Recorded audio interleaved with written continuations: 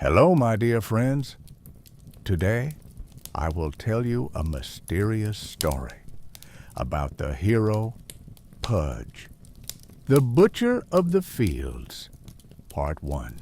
The fields of eternal slaughter stretched beneath a sky so leaden and dense it seemed the clouds themselves had been forged from the same cold iron as the swords that littered the ground.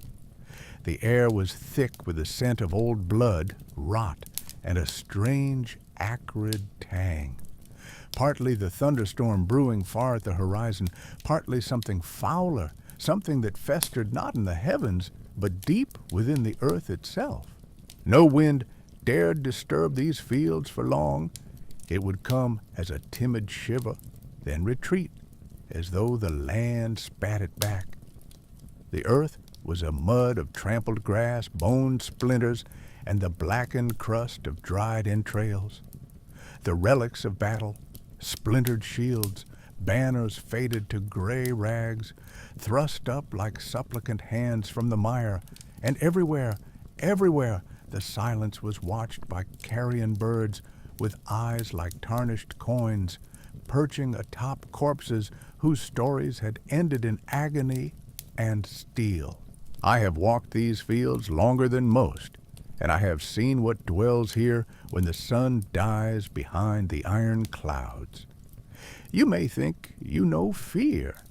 You may have heard tales in firelit taverns where voices tremble and tankards clink nervously at the mention of the butcher, Pudge, the Cleaver, the flesh heap. But I have seen him, and tonight, perhaps, so shall you. 1. The Legend in the Shadow. The tale begins, not in glory or light, but in whispers that slip between campfires and shuddering breaths. Among warriors and scavengers alike, there are stories that do not bear repeating after dusk. It is said that when the battle is done, when the last war cry has faded, and only the groans of the dying remain, he comes. A shape hulking and immense, wreathed in tattered apron and caked with filth and gore so thick its true color could not be guessed. His breath steams in the night like a slaughterhouse vent. His eyes are two gleaming pustules of hunger, his voice a gurgle, as though his throat is always half choked by flesh. Some say he was never born but clawed up from hell. Others claim he was once a man, a butcher who fed upon plague-fed corpses until his very soul rotted. Either way, this thing that shambles among the fallen is not merely a scavenger. It is an abomination, a living hunger given grotesque form. And yet, even these tales do not tell all. 2. Among the Corpses. On this night, one where no moon showed its face, a hush lay over the fields of eternal slaughter. The only light came in pale slivers from above, trickling through holes in the clouds and painting everything in ghastly blue. Somewhere at the outskirts, past a tangle of shattered pikes and a cairn of skulls blackened by time, a figure moved, not with the nimbleness of a thief, nor the stately tread of a knight, but with the dogged persistence of something too heavy for this world. Something that dragged itself through muck because it must. There he was, the butcher. He stood twice as wide as any man, his bulk encased in slabs of pale fat and muscle that rippled with every movement. His apron, if it could be called such, was stitched together from scraps. Pieces of old mail, torn banners daubed in blood, an old tabard whose coat of arms had been erased by rot. Around his neck hung hooks on rusted chains, some empty, some sagging with grisly trophies.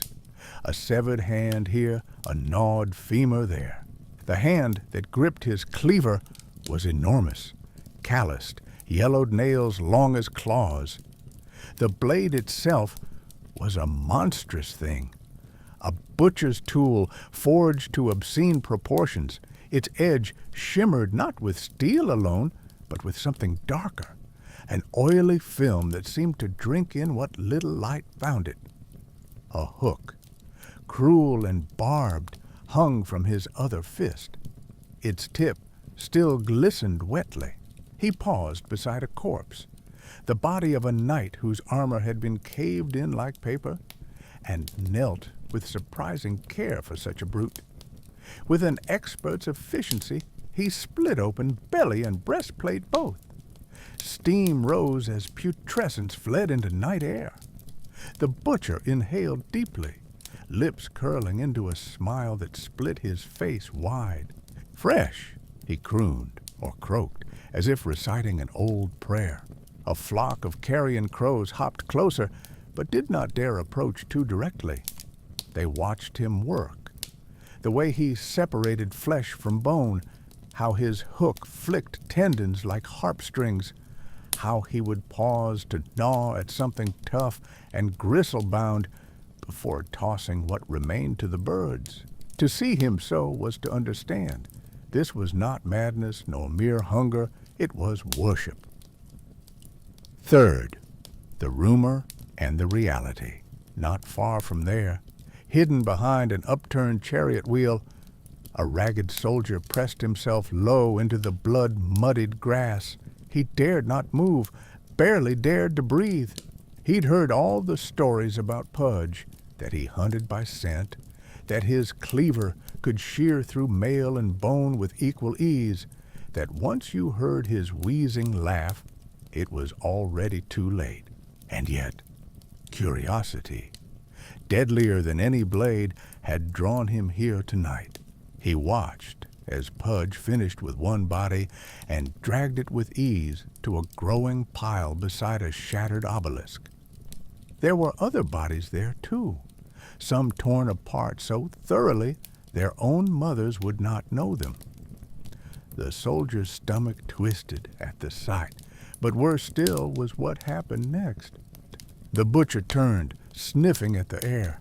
His eyes shone in the darkness, his head cocked like a hound catching scent. He spoke, though whether to himself or some unseen audience, none could say. "Not enough," Pudge muttered. His voice rumbled like rocks grinding in mud. "Never enough." He lumbered away on thick legs toward another part of the field, leaving behind carnage enough for nightmares. 4. The narrator emerges. I watched all this from afar, from where the ancient stones stand crooked and thick with lichen, where even Pudge rarely goes. You ask who I am? Call me a chronicler, a collector of secrets best left unspoken. I have walked among ghosts and survived to tell their tales, though it has cost me sleep enough for lifetimes. What brings me here tonight? Curiosity, perhaps, a trait I share with my doomed friend behind the chariot wheel. Or perhaps it is duty. Someone must remember what truly happens here when darkness falls. For there is more to this monster than meets even death-streaked eyes. 5. The mystery of transformation. They say Pudge was once a man so unlovely of countenance and soul that even before his flesh grew monstrous, he was shunned by all who knew him. But how did he become this? What curse or hunger twisted him so? I know more than most. I know he was drawn here not by fame or fortune, but by summons older than memory itself. The fields needed a keeper, a cleaner, and so they called to him across leagues of fetid swampland and wasted villages until he came shambling into history. But I get ahead of myself. 6. The power unleashed. There are nights when battle breaks anew, and then you will see him at his most terrible. When magic crackles along the ground like fire along oil, when sorcerers hurl bolts of green flame and shadow alike, when spirits shriek as steel meets spell, you will see the butcher stride into chaos like a thing immune to pain or fear. He moves through storms of arrows and blades untouched. Wounds close upon his flesh faster than they can be made. His laughter rings out, a ghoulish sound, as he buries his hook deep into living or dead alike and yanks them toward their doom.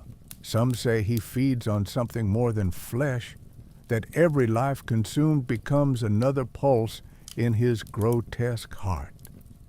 There are whispers among witches that Pudge has become a vessel for plague itself, that where he walks disease follows, that even magic cannot wholly unmake what hunger has made so strong.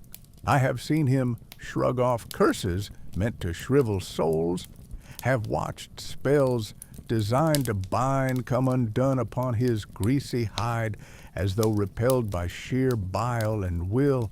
He is not merely mortal any longer, if ever he was. Seventh dialogue, in the dark. The soldier, unable to help himself, whispered a prayer to whatever God might hear him among so much death. Something must have changed in his scent or posture, for suddenly Pudge stopped mid-mauling another corpse and turned his way. A silence stretched taut as wire between them. The soldier froze. Sweat poured down his brow despite the chill night air. Pudge's head twisted almost owl-like upon his thick neck. There was intelligence in those little piggish eyes, a glint of humor, or perhaps simply anticipation. "Smell ya," Pudge crooned softly, not needing to shout, for every word rolled out heavy as doom itself. The soldier whimpered, scrambled backward through mud and bone, but found only an ancient spear haft blocking escape. Pudge did not hurry, but each step he took thudded like a funeral drumbeat. "Come out! Meet!" Pudge sang, his voice rising into an awful mockery of lullaby. The soldier shut his eyes tight, expecting pain. But then came only laughter, bubbling up foul and wet from somewhere deep inside Pudge's chest. "Nah," he chuckled at last, turning back to his work with a final hungry glance over one meaty shoulder. "Too scrawny tonight." 8. A warning to the wise. So you see, friend, why I say what I say. Do not linger here when darkness falls. Do not follow strange lights or investigate sounds best left unexplained. For Pudge is always hungry, and on these fields there is always more meat for his hook and blade. He is no mere legend, but hunger incarnate, butcher and consumer both. Servant to no one save appetite itself. If you must come to these lands, pray you leave before dusk, and if you find yourself trapped after nightfall, pray harder still that Pudge does not catch your scent upon the wind. But there are deeper mysteries yet. Why did this man fall so far? What curse or fate brought him from lonely butcher's shop to eternal battlefield caretaker? That tale, the tale of his fall from flesh to abomination, is one for another night. For now, remember, the fields are never truly empty, and if you listen close beneath thunder and crow-caw, you may just hear laughter echoing between the corpses. End of Part 1. The Butcher of the Fields, Part 2. The Last Meat. The world was smaller before the wars, smaller still for those who dared not lift their eyes from the earth and snow. In the shadow of ancient trees, beneath a sky forever the color of old lead, there once stood a village whose name had been swept from the maps by rot and wind. No bard sang for it, no traders sought its wares. Only the crows remembered its shape, twisted lanes, sagging roofs, and the man who had lived at its heart, half forgotten even while he still drew breath. They called him Pudge, though that was not his given name. The villagers had shortened it from something foreign and thick, a name heavy in the mouth and easy to mock. It suited him, broad as an ox, pale and lumpen, fingers like pork sausages, slick with sweat and old blood. He kept to himself in a shack behind the chop house, venturing out only at dawn to drag carcasses from the smokehouse or barter with the drovers who sometimes ventured down from the hills. If he had once been handsome, it had not survived his third winter. If he had once been kind, no one in living memory could recall it. He was a butcher and lonely, but in that he was not unique. 1. An ordinary day of suffering. The sun rose gray and wan over the village, turning puddles of thawed snow into glistening sores along the muddy lane. Pudge's boots squelched as he crossed the square, jowls quivering with each ponderous step.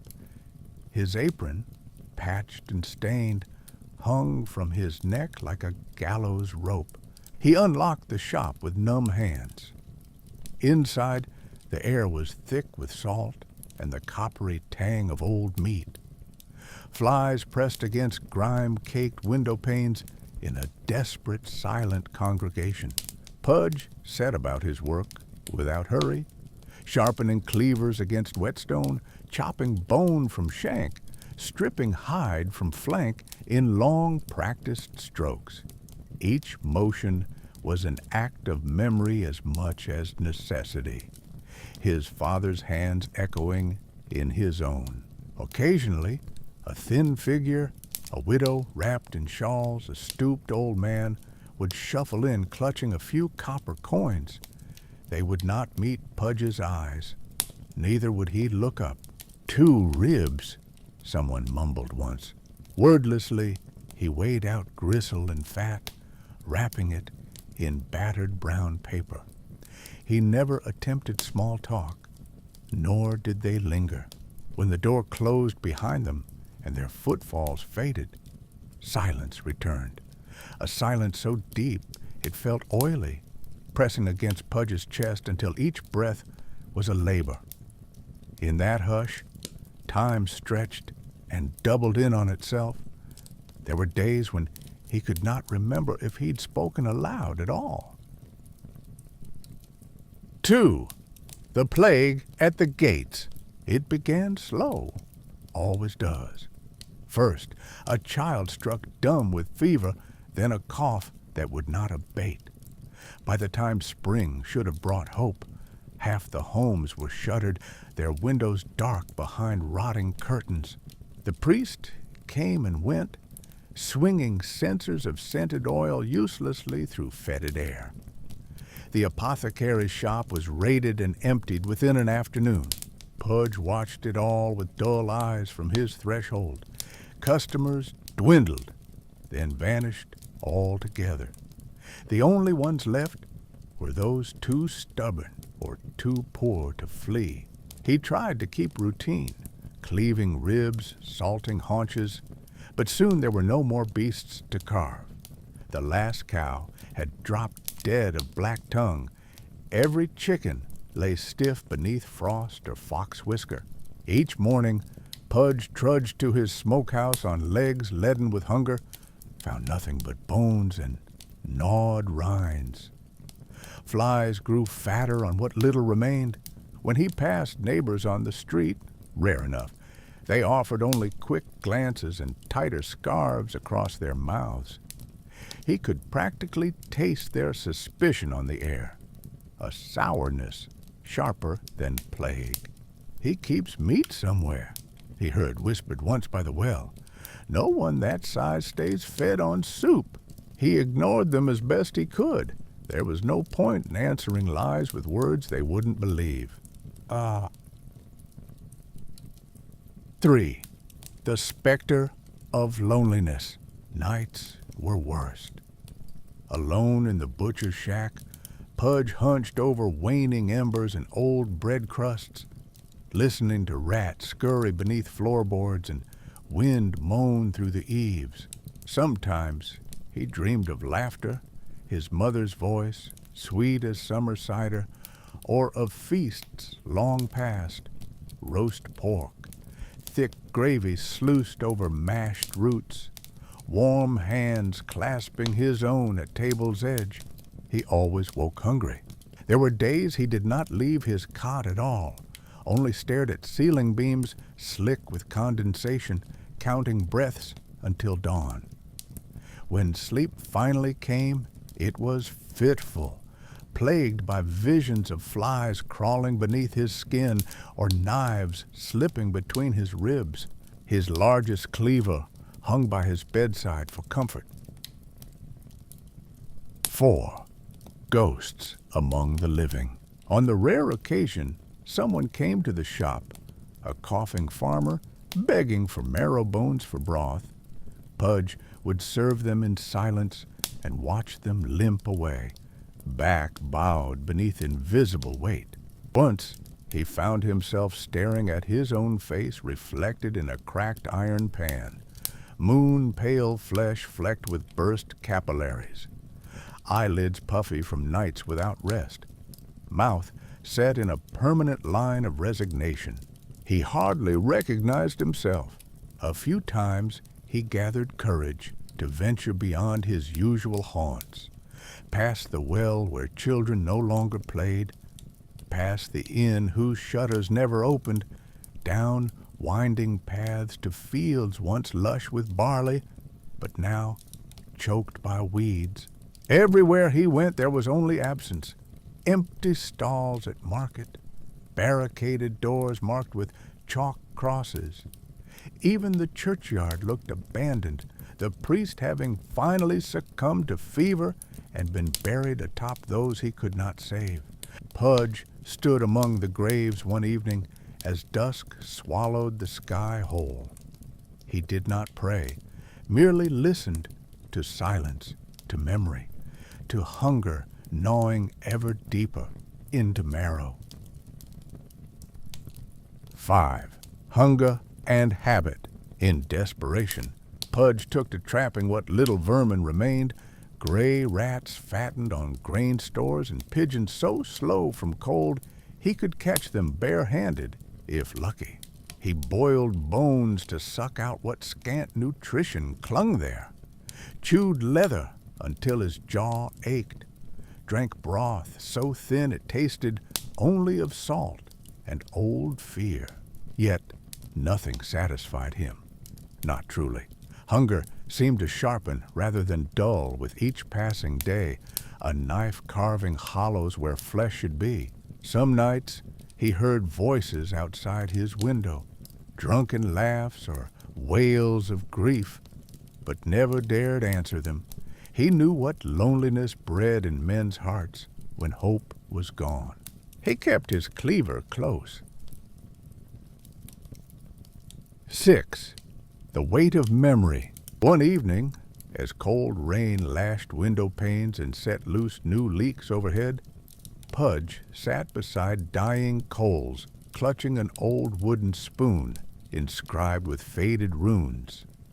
His mother's handiwork, he remembered, back when food was plenty and her hand still strong enough to stir stew for hours on end. He traced those runes with thick fingers and let himself drift, back to childhood summers spent gathering wild garlic, back to autumns thick with slaughter and smoke. If he wept that night, there was none to see it but shadows, and they gave no comfort at all. Aborhar 7. Old habits die hard. As weeks dragged into months and winter threatened again at the horizon, rumors reached even Pudge's ears.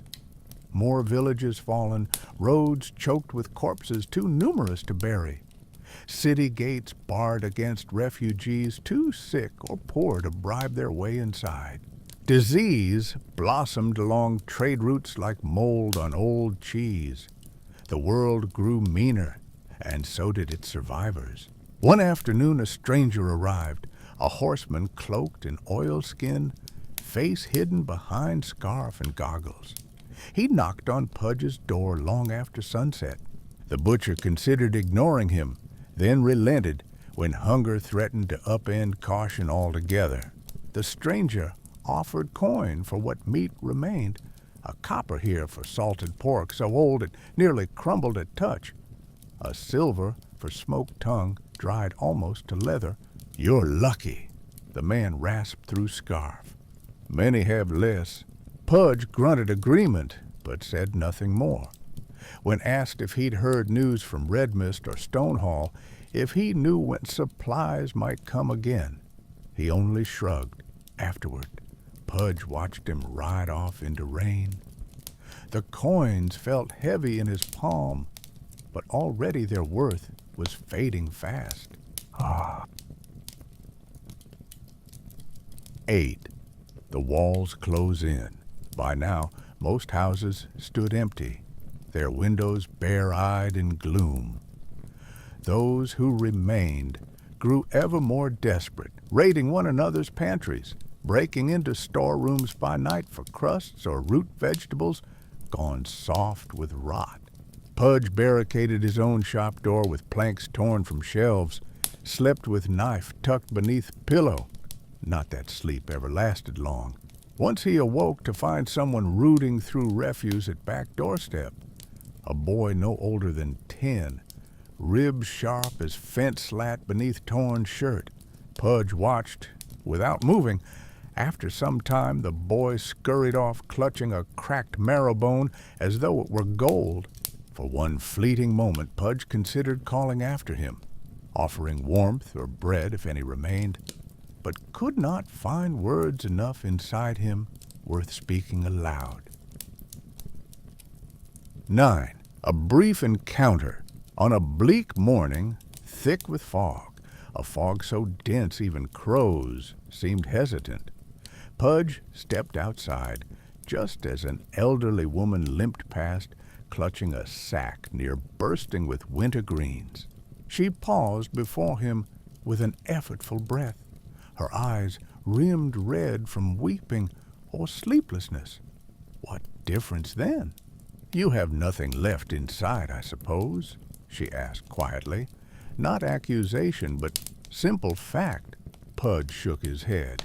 "Do you remember my husband?" she continued after a pause, a sad smile ghosting her lips despite everything. "You used to carve him sausage twice each week." He managed to grunt. "The closest thing to kindness left in him. He died last week," she whispered then, voice so low it barely carried above wind's moan. "You were always gentle." Pudge looked away, the compliment settling uneasily on his wide shoulders like ill-fitting armor. She nodded once and moved on through mist, for reasons he could not name. Even now, the memory haunted him longer than any nightmare that followed. 10 to sickness at the door. The plague crept closer each day. Even those who believed themselves immune now coughed blood into tattered kerchiefs or collapsed mid-step along frozen lanes. Pudge listened at night to their groans through thin walls, wondered how long before disease found him too, and whether anyone would notice if it did. He checked his reflection daily for signs. Yellowing sclera, blackening gums, sores along knuckles or inside thighs where sweat pooled beneath apron's weight. He told himself he was healthy, but hunger lied just as easily as hope. 11. The last animal. At last, there was nothing left but memory. Empty hooks swinging above stain a chopping block. Salt bins scraped clean by desperate neighbors when they thought Pudge absent or sleeping too soundly to protest theft. One morning, the sky so pale it hurt his eyes, he found an old sow penned behind collapsing barn wall, half-starved, wild-eyed, rooting at mud for scraps that would never come again. He approached slowly, a prayer on lips, though he knew no god by name, and coaxed her forth, with what little feed remained from years before plague came knocking at every door. Her slaughter was quick, but not clean. Hands trembling from hunger made messy work of even simplest task. Still, she fed him for days, each meal barely staving off collapse, crouched beside guttering firelight as winds howled outside borders of what little world he had left intact, when even she was gone. Silence closed its jaws around him once more, and this time did not let go so easily as before. 12. One last visitor. It was late autumn then, a season when fields should be golden, but instead lay blackened with rot, that someone knocked at Pudge's door just after dusk. 3 sharp raps echoing loud enough to send rats scattering beneath floorboards anew. He hesitated before answering, half tempted to pretend absence altogether, but habit drew him forward despite misgivings mounting inside chest like thunderclouds, gathering before storm breaks proper overhead again at last, when he opened door, slowly, careful not to show fear. He found not angry mob come demanding stolen rations, nor plague doctor masked against carnage lurking just beyond threshold, but a girl, barely more than 12 by look of her, with hair plaited tight down back, despite grime streaking cheeks raw from wind or tears shed earlier that day perhaps. She looked up at him with wide brown eyes, unafraid yet wary as any animal cornered by hunger, made bold through need alone. "My mum says you still have knives," she said simply, voice clear enough despite tremor, working its way through every word as though practiced speech countless times before approaching. Darkness fell across village proper once more. Ah. End of part 2. To be continued.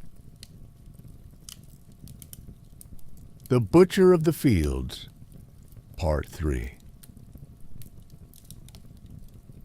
13. The Last Lights. By the time the first frost set, the village was a hollow shell, an echo of itself that rang only in the wind and the skitter of rats across empty thresholds. Each day the coughs grew fewer, but only because there were fewer mouths to draw breath. Windows were shuttered, doors hung crooked on their hinges, or were nailed shut by those with hope enough to flee. The wells brimmed not with water, but with black leaves and something slicker, heavier. Shadows that even sunlight did not disturb. Pudge watched them go one by one or in frightened clusters, faces drawn and pale beneath layers of rag, eyes always turned from his as they passed his butcher's stall. Some acknowledged him with a nod or a muttered word he could never catch. Most did not bother.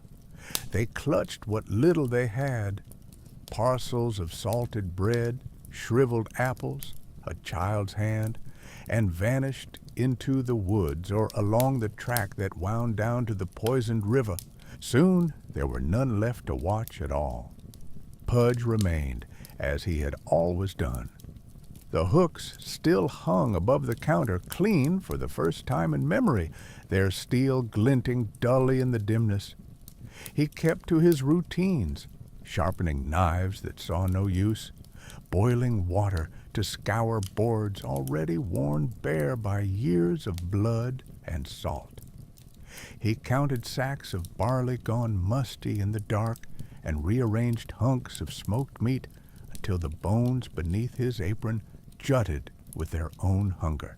Sometimes he stood in the center of his shop and listened, as if waiting for a customer, a voice, a sound, any sign that he was not entirely alone. But only silence answered. 14. Hunger gnaws. The hunger was not new. It was old as the first wound he ever bound or beast he ever slaughtered. But now it was different, sharper, turning in his belly like a dull blade. Days passed where Pudge could not recall if he had eaten. Nights came when sleep would not find him, save in brief fits broken by cramps or the cold sweat of fever dreams. He tried to hunt. It was this or starve. He told himself so with every halting step into the woods beyond the village's edge. The forest in autumn was a place of rot and damp color. Dying leaves clothed the ground so thickly each footfall vanished into a muffled hush. Branches stretched overhead like the ribs of some great beast long since picked clean. Pudge moved with uncertain care, clutching an old cleaver in one hand and a loop of rope in the other, breath fogging before him. But he was no woodsman. The traps he set, snares for rabbits or pits baited with scraps of moldy bread, caught nothing but flies and memories of better times. Once he glimpsed a stag, antlers tangled with last year's cobwebs, eyes black as midnight. He raised his arm to throw, but his hand shook so badly the cleaver slipped from his grasp and vanished into the bracken. The stag was gone before Pudge could curse his luck. On another night, wandering farther than usual in search of anything edible, Pudge stumbled and fell into a shallow ditch half filled with stagnant water. He lay there for a long while, mud soaking through his apron, watching flickers of moonlight dance on the surface as if mocking him. He dragged himself home empty-handed more often than not. 15. The House at the Edge. Pudge's house, if it deserved such a name, stood apart from the rest of the village. The yard was overgrown, fences sagged beneath the weight of untamed ivy and frost-burnt weeds. Frost rimed the window panes each morning now, painting patterns like veins across glass so dirty he could barely see beyond them. Inside, everything shrank. The fire burned lower each night. His world grew smaller, with every meal gone unshared and every voice left unanswered. When evening came, always too early now, he would light a single candle and sit by its guttering glow, listening to the hiss of fat from some half-remembered past sizzling on an imaginary pan. His hand shook sometimes. His eyes watered from more than just smoke. There were nights when he thought he heard movement outside, footsteps crunching snow or a faint whisper from behind crumbling walls. Once or twice he peered out into darkness, but found only empty road and moonlit roofs collapsing under their own neglect. He spoke aloud to himself then, not out of madness, not yet, but because silence pressed too heavily otherwise. Just tonight, he would murmur, voice hoarse from disuse and dust. Just one more night. 16. Signs of sickness. He could not say when exactly it began. The creeping itch beneath his skin, the ache in joints that once split bone as easily as kindling. At first he blamed cold or hunger for the dark circles blooming beneath his eyes, for the way wounds took longer to close and bruises lingered purple-black along his forearms. But soon there were other signs. Blood when he coughed.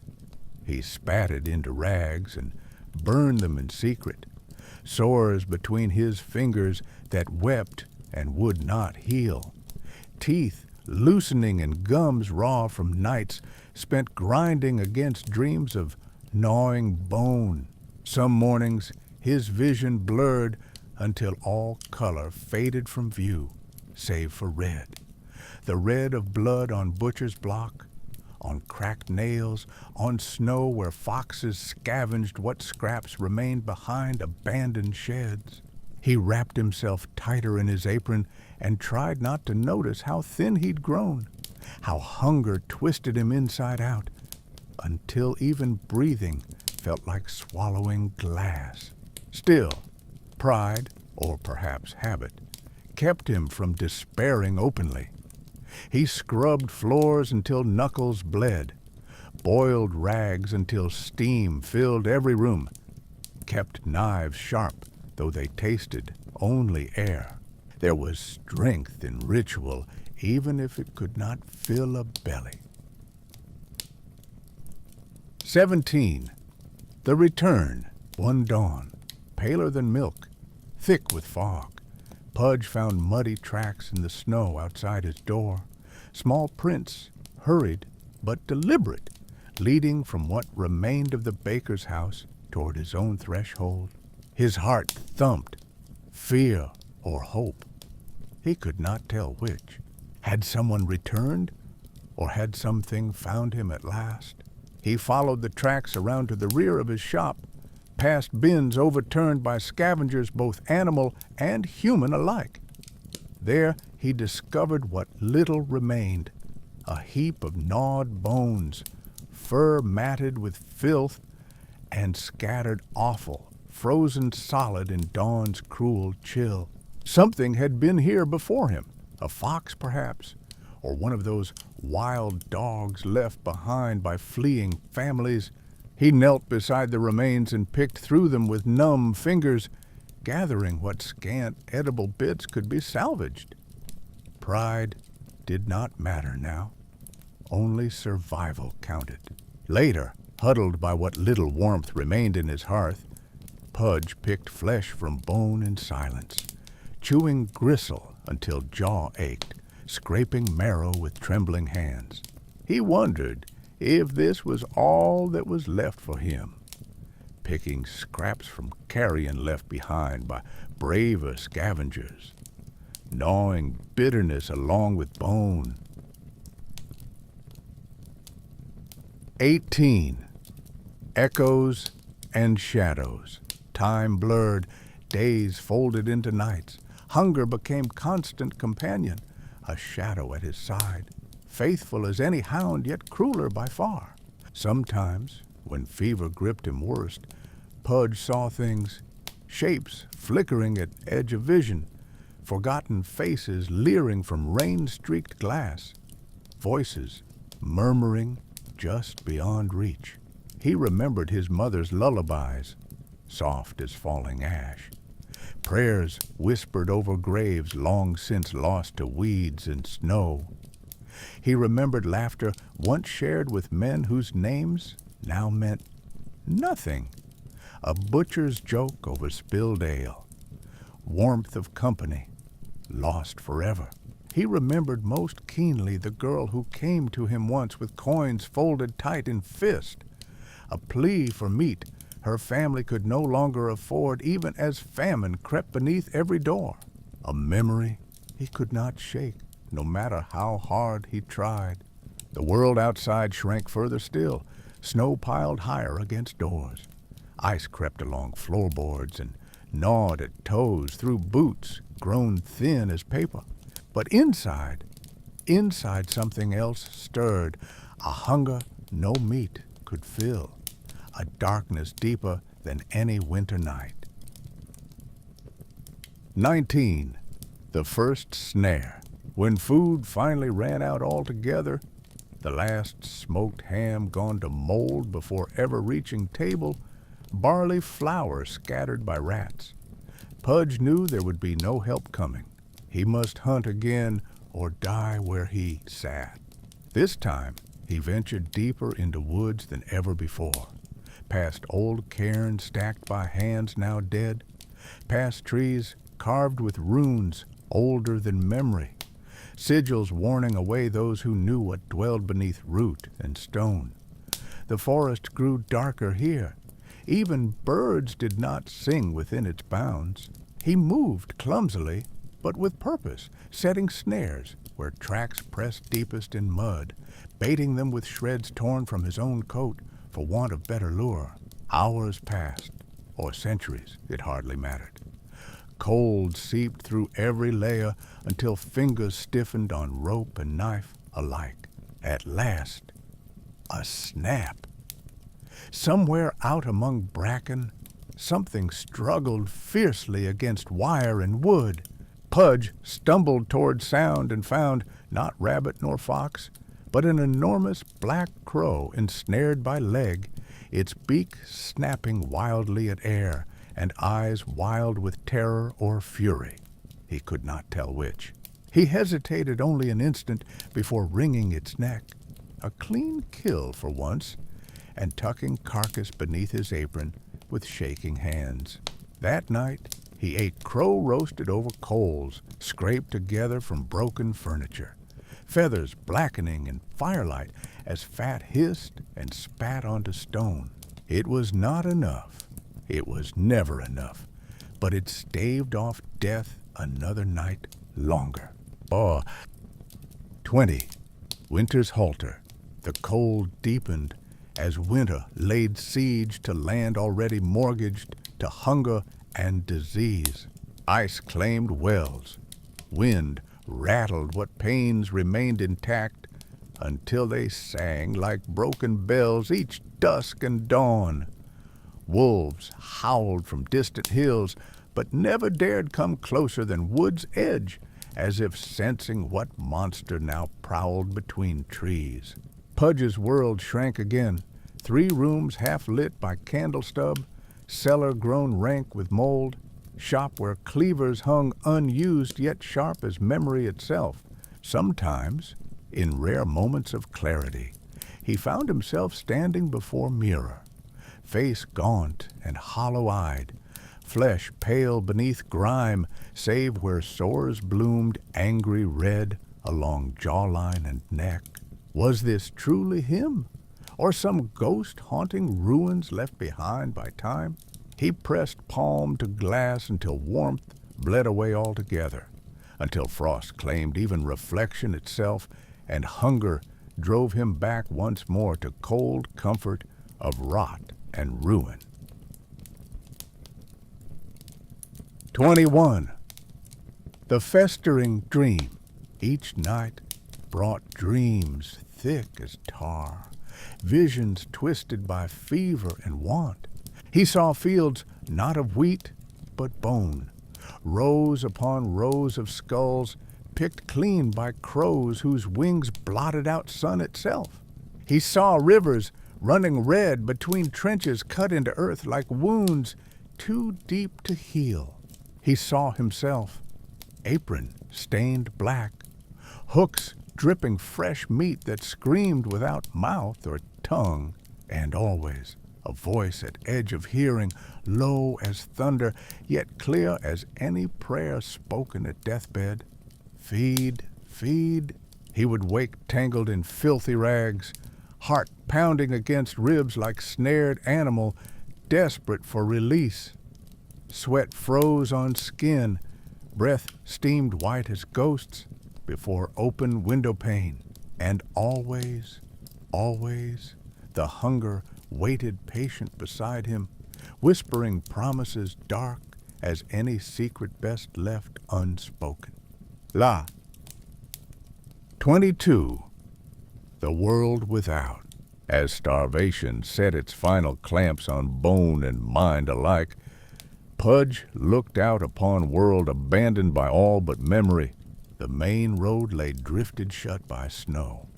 No cart nor traveler had passed for weeks or months. Time's passage meant little now.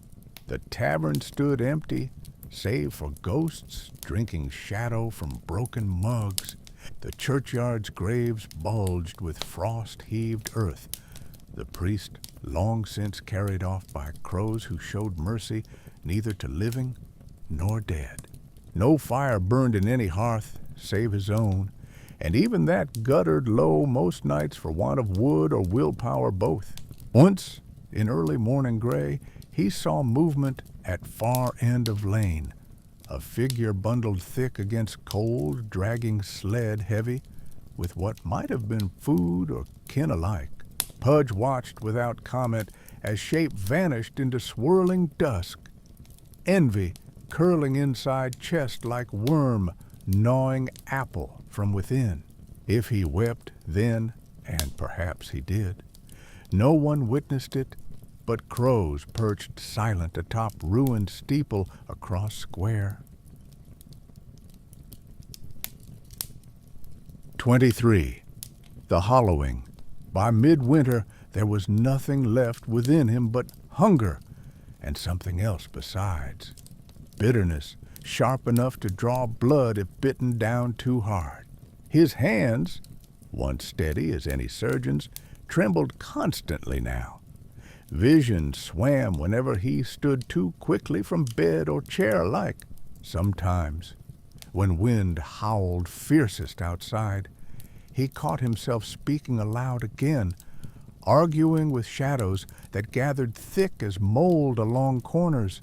"They left me," he said once, voice barely above whisper. "All gone, all gone." Other times, he laughed, a harsh, broken thing, more bark than mirth, as if daring world itself to answer back at last. "Is this what you wanted?" he cried one night, knife flashing silver in candlelight. "Is this enough?" No answer came, save echo, bouncing back off stone walls already cracked by frostbite and regret both. And still, the hunger curled closer still inside him, a worm growing fat on emptiness itself.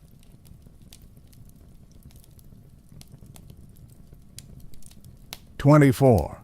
The Visitor's Shadow. It was nearly spring, a season marked only by thawing mud beneath snow's last retreat, when another visitor came knocking upon Pudge's door. But that is another story, and one whose ending would scar earth forevermore. End of Part 3. To be continued. The Butcher of the Fields, Part 4.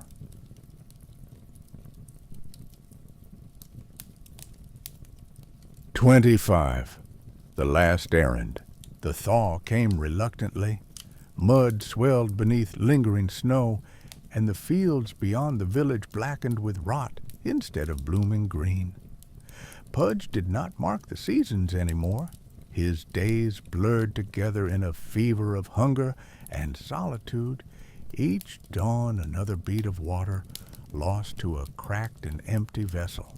He had not spoken to another soul in weeks, perhaps months.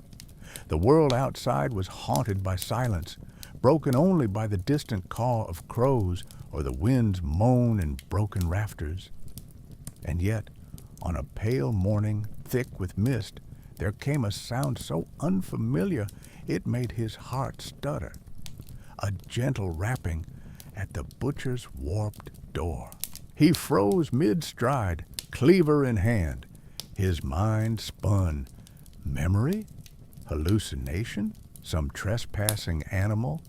But no, there again, a knock, faint but determined. He set aside the cleaver and opened the door. A girl stood on the stoop, bundled in a faded blue dress patched near the knees, woolen scarf wound twice about her neck, and a basket clutched in mittened hands. Pale eyes, too old for her years, peered up at him from beneath a fringe of straw-blonde hair. "Mr. Butcher," she said, and her voice was steady despite the frost. "My father sent me. The cows, our last two, they're sick. Ma says we'll starve if we don't butcher them now." Pudge stared at her, throat working. He remembered her vaguely. She was one of the fellow children, perhaps 10 or 11 winters old.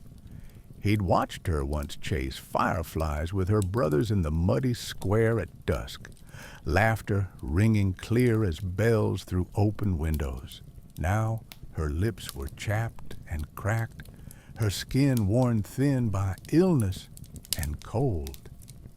She did not look away when his gaze lingered too long or flickered to the blood beneath his fingernails.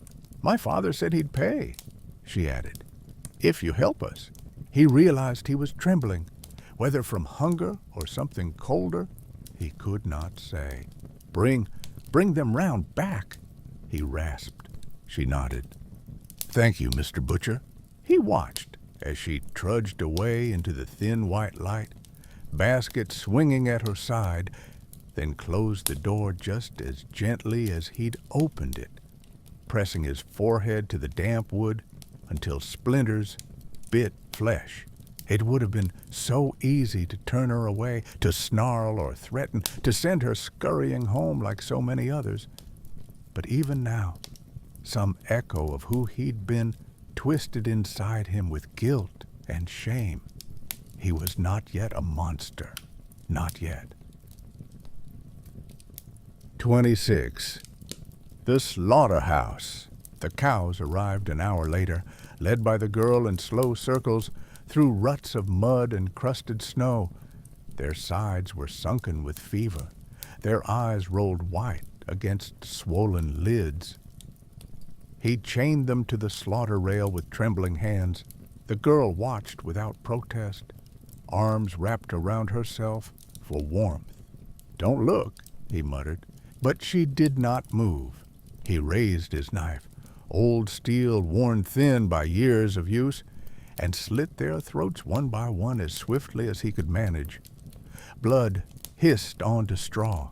Steam curled upward, red-black against winter air. The cows staggered for a moment before slumping heavily to the floor. The girl flinched, but did not cry out. Pudge cleaned his blade on his apron and began his work in silence, skinning, gutting, carving flesh from bone with practiced motions that felt more reflex than will.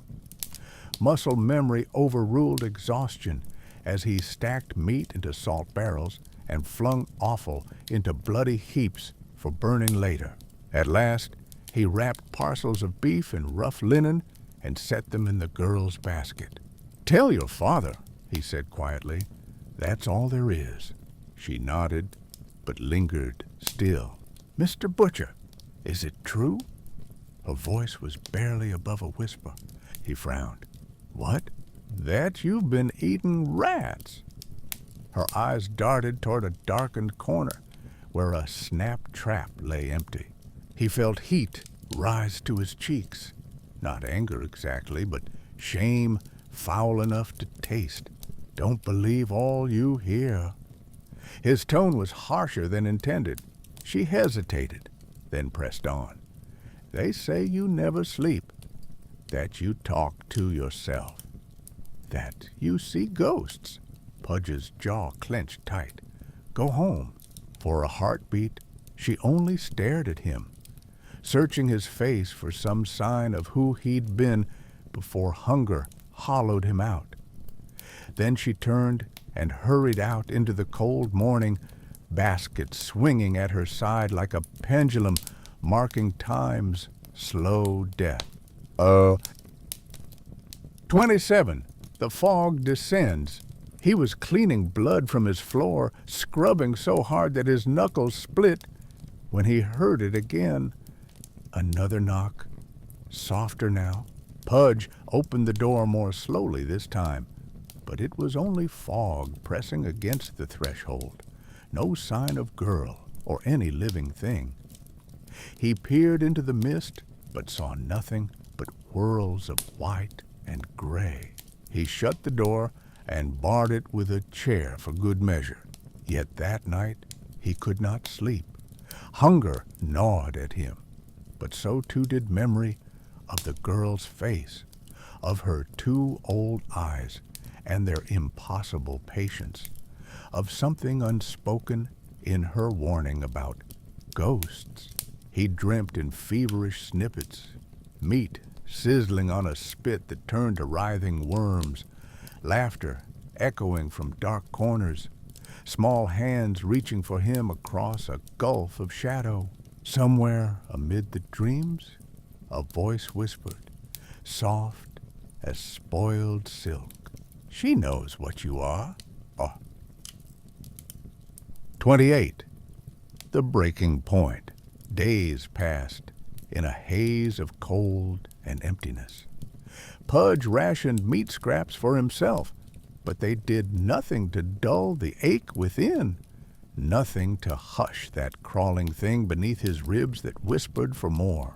He found himself lingering by the window at dusk, watching for movement on the lane, some sign of life beyond his own shambling shadow.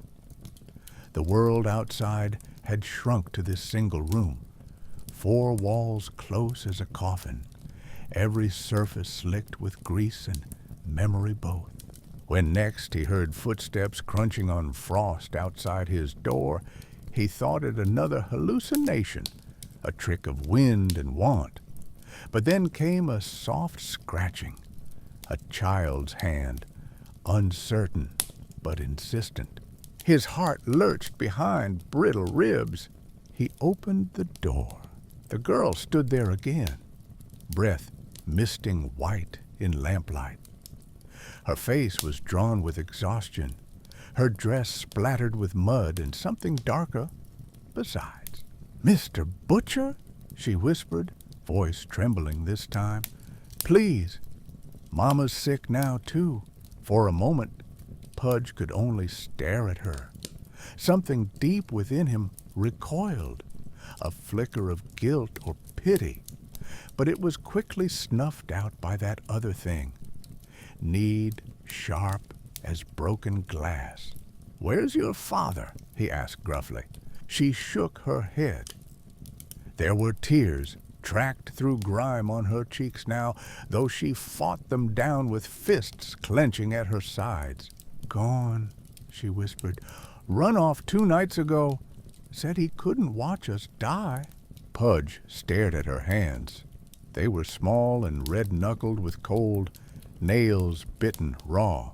"I'm hungry," she said at last, almost inaudibly. Something inside Pudge snapped, not with violence at first, but with terrible clarity.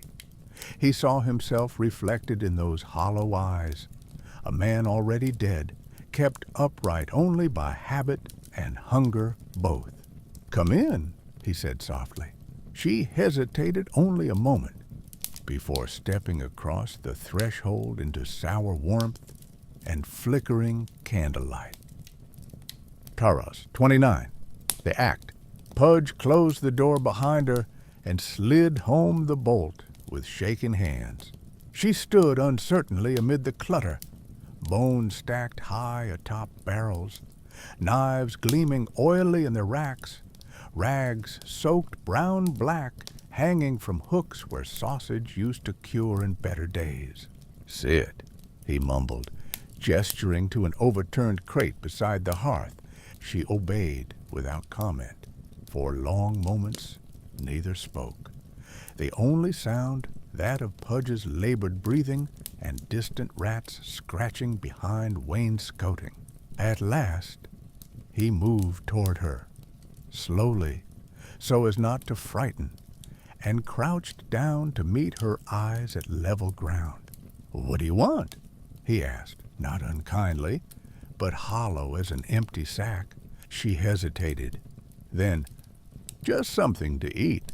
He nodded, as if considering, but inside him all was chaos, a storm surge of desire and revulsion, both warring within marrow and muscle alike. He reached for a slab of beef on the chopping block, meager portion left from butchery days prior, and set it before her without comment. She devoured it ravenously while he watched, unable to look away from every chew and swallow. When she finished, she looked up at him, face smeared with grease, eyes shining faintly with hope or gratitude or some mixture of both. "Thank you," she whispered. He tried to answer but found his mouth dry, tongue heavy as lead behind cracked lips. Then, suddenly, she began to cough, soft at first but growing stronger until she doubled over, clutching at her belly in pain. "Are you all right?" Pudge asked, leaning forward in alarm. But even as he moved toward her, something dark rose inside him. Anticipation, hunger sharpened to a knife point by weeks of deprivation and guilt, both. She fell from her stool with a thud, eyes wide with terror, fingers scrabbling weakly at splintered floorboards. "Mama," she gasped once, then again, and finally fell still save for shallow, panting breaths that echoed in silence like footsteps down an empty hall. Pudge stared down at her trembling form, heart pounding so loudly it drowned out all other sound save for that old familiar whisper. "Feed, feed!" His vision swam, red mist creeping along the edges of sight, hands shaking as they reached to close around her narrow shoulders. No, not this, not like this. But hunger would not be denied any longer. It crashed through him like flood waters breaching a rotten dam. All reason swept aside beneath its weight. He dragged her limp form toward the chopping block, tears streaming down his cheeks, even as his hands moved without command or mercy. "I'm sorry," he croaked aloud, to whom it was unclear. Then, in darkness deeper than nightfall alone could conjure, he raised his cleaver once more and let it fall. 30. The first taste. Dawn found Pudge curled beside dying embers on blood-slicked floorboards, mouth stained red, breath rattling and chest loud enough to wake his own ghosts, if ever they slept at all. He did not remember all that happened through the night, a swirl of hunger and shame, violence, thick as syrup, coating every nerve ending until nothing remained but exhaustion, absolute and immeasurable regret. But one thing lingered above all else, the taste. Sweet iron tang clinging to tongue long after flesh had been swallowed. Warmth flooding through frozen veins until even cold itself seemed banished for an hour or two by its cruel mercy. Pudge wept then, not for what he'd done, for that was too great, but for what he'd become, hollow thing shaped like a man but bearing nothing inside save hunger old as time itself.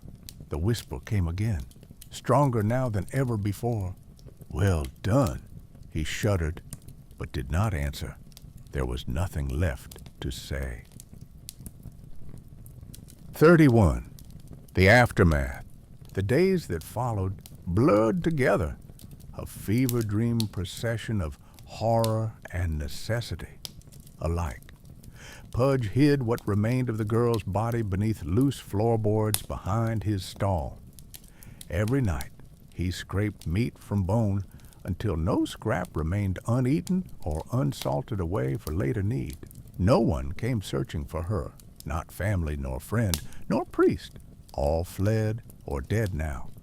Only crows lingered near butchers' eaves, their silent vigil broken sometimes by harsh cries when flesh was too long denied them too. He spoke aloud less often now, for what words could matter when all prayers went unanswered? Still, the hunger was lessened, for now, its edge dulled by sacrifice too terrible to name aloud, even in solitude absolute as this. Yet deep within marrow, something twisted further. Guilt fermenting into bitterness, grief boiling down into anger hard enough to shatter stone if ever given breath enough to speak its name aloud again. 32. The birth of the monster, as spring crept over ruined fields outside, a false hope blooming among bones and forgotten graves. Something shifted inside Pudge forevermore. He no longer watched for travelers on distant lanes, for what would he do if they came? He no longer mourned when rats gnawed through walls, for theirs was honest hunger. His dreams were different now, darker still, haunted not by ghosts outside, but by shapes twisting just beyond sight, inside skulls' thin walls. A cleaver, grown heavy enough to split mountains, hooks rusted red with old blood, plate armor, stitched from skin and sinew rather than steel, and always that voice, thunderous now but no longer distant, a commandment more than plea. Feed, you must feed. By summer's first thaw there was nothing left of the man who once wept behind shuttered doors. Only hunger incarnate remained, teeth bared against world gone cold, long before flesh turned rotten upon cracked chopping block. The legend had been born not in glory nor in hate, but in starvation absolute, and in one final act of mercy denied by fate itself. Part 4 ends, The Butcher of the Fields. Part 5. The snow melted from the eaves in slow, sullen tears. The wind that once rattled the shuttered windows of the butcher's hovel now pressed close, thick with the stench of death and something darker, something sweet, almost inviting, to nostrils long starved of hope and sanity. In the silent spaces between dusk and dawn, the village of Gravenmore had become a charnel house, an abattoir for souls, ruled not by gods or kings, but by hunger that walked on two legs. Pudge sat hunched over his chopping block, fingers clumsily wrapping salted flesh in old rags. His arms trembled, not from effort, but anticipation. The taste would not leave his mouth, copper and honey, the sticky warmth that had chased the frost from his bones after that first unnameable act. He pressed fist to lips and shuddered, mind running in helpless circles. Horror warred with need, and it was always the need that won. 1. The Echoes of Silence. The village was nearly empty now. Homes yawned open where doors had been kicked in during earlier panics. Behind shattered glass and warped planks, shadows flickered with memory, but no longer with life. Yet here and there, like stubborn weeds in a field of ash, a few survivors clung on, old men too feeble to run, mothers with children too frightened to leave, men who fancied themselves hunters, though their prey was gone and fear gnawed bone beneath skin.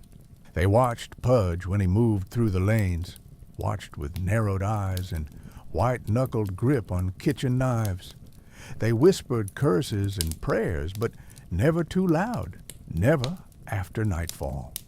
For something in his gait had changed, a lurching, monstrous patience, as if each step moved him closer not to safety or rest, but to the next meal. It was the old woman at the far end of the lane who first vanished. Her name had once been Hesta, and her hands had mended half the wounds in Gravenmore before plague or violence took the rest. But when dawn came, her cottage was cold, windows rimed with blood and frost. No one went inside, not at first, not when there were no footprints in the mud leading away from her door, not when the only sound was the cawing of crows. But Pudge knew. He remembered the way her flesh had peeled from bone beneath his clever hands, how her weak cries had faded into something almost grateful when he raised the Cleaver.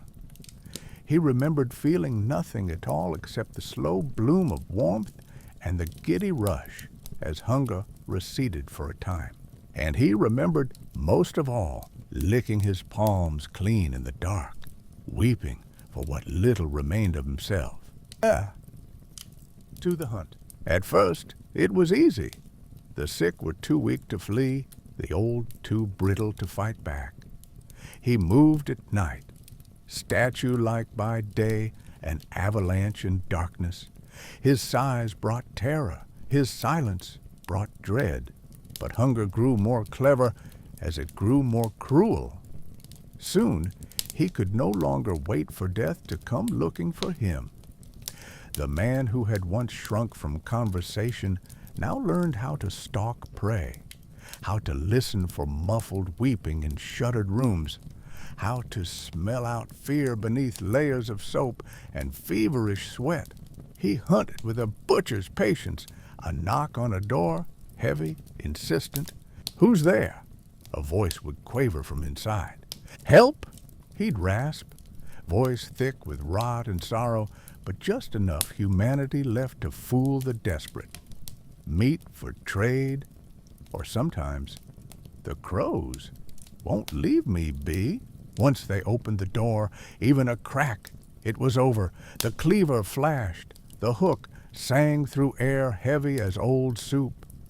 Blood trickled beneath floorboards and seeped into the earth until even grass refused to grow near his hovel. The stories spread among those who remained, of footprints too large for any man, of voices mimicked in the night, of meat gone missing from stores and pets that vanished without trace. But no one dared speak his name after dusk. 3. The transformation. With each meal, something inside him twisted tighter, bones creaking beneath flesh, gone slack, and then swollen anew. His skin took on a pallor somewhere between bruised plum and weak old fat. His eyes bulged, yellowed at their edges like yolks gone bad. At night, he dreamed, if dreams they were, of iron fields beneath blackened skies, of armies torn asunder by hands grown monstrous, of laughter echoing from skulls cracked like eggshells underfoot. Worse still, he began to hear voices when waking, first faint as memory, then insistent as command. "Feed, you must feed." He tried to resist at times, locking himself behind stacked crates and rusting blades, but always hunger gnawed through will as maggots through bread. The tools of his trade warped with him, cleaver growing heavier in his grasp, apron stiffening until it stood upright even when empty, skin beneath nails thickening until nothing could pierce them but his own teeth. It was not long before he ceased pretending to be a man at all. 4. The resistance. Not all accepted doom without struggle. A pair of brothers, the Miller boys, had survived thus far by barricading themselves inside their barn with crossbows scavenged from dead sentries. They had food enough for weeks, or so they boasted when drunk on watery ale. Pudge found them by scent, sweat turned sour by terror, blood pricked from cracked fingertips as they set traps each night along the fence line. He watched for days, slipping between shadows like some vast tumor uprooted from earth. He listened as they argued. "We need to run," said one. "And go where? He'll find us." "We can trap him." "You trap a fox or a rat, not that." One night, he circled closer than usual and let them glimpse his shadow in moonlight. Hulking silhouette framed by broken fence posts, they loosed arrows blindly into darkness. He let them for sport. When dawn came, they found a piglet left on their doorstep, gutted neatly, but with its heart missing. They didn't survive another night. What remained of them was strung along the rafters by sinew too strong for any man to sever. Crows picked at what he left behind. flies bred in eye sockets wide with final terror. The message was clear. There would be no refuge on these fields, not from hunger that wore a butcher's face. 5. The Last Supper.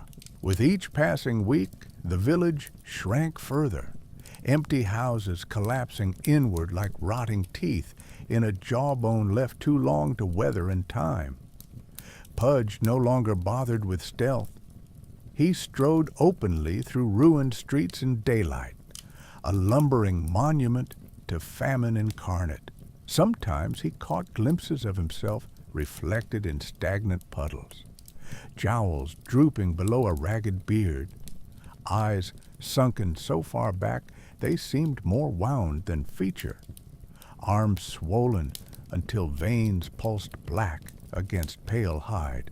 He found 2 children hiding beneath church pews, the last, perhaps, who remembered laughter before plague or murder claimed their kin.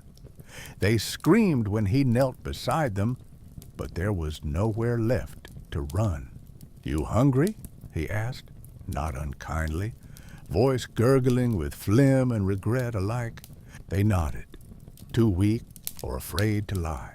He shared bread with them first, stale crusts softened by tears neither understood, and for a moment he almost recalled gentleness, his mother's hands guiding his own around knife and bone so many years ago. But soon bread ran out, as all things did in Gravenmore, and then he set upon them, swift as mercy denied, and made sure neither suffered long. He wept when it was done, but less than before. A numbness spread through marrow, as if death itself had taken root inside his soul, feeding on memories until only hunger remained.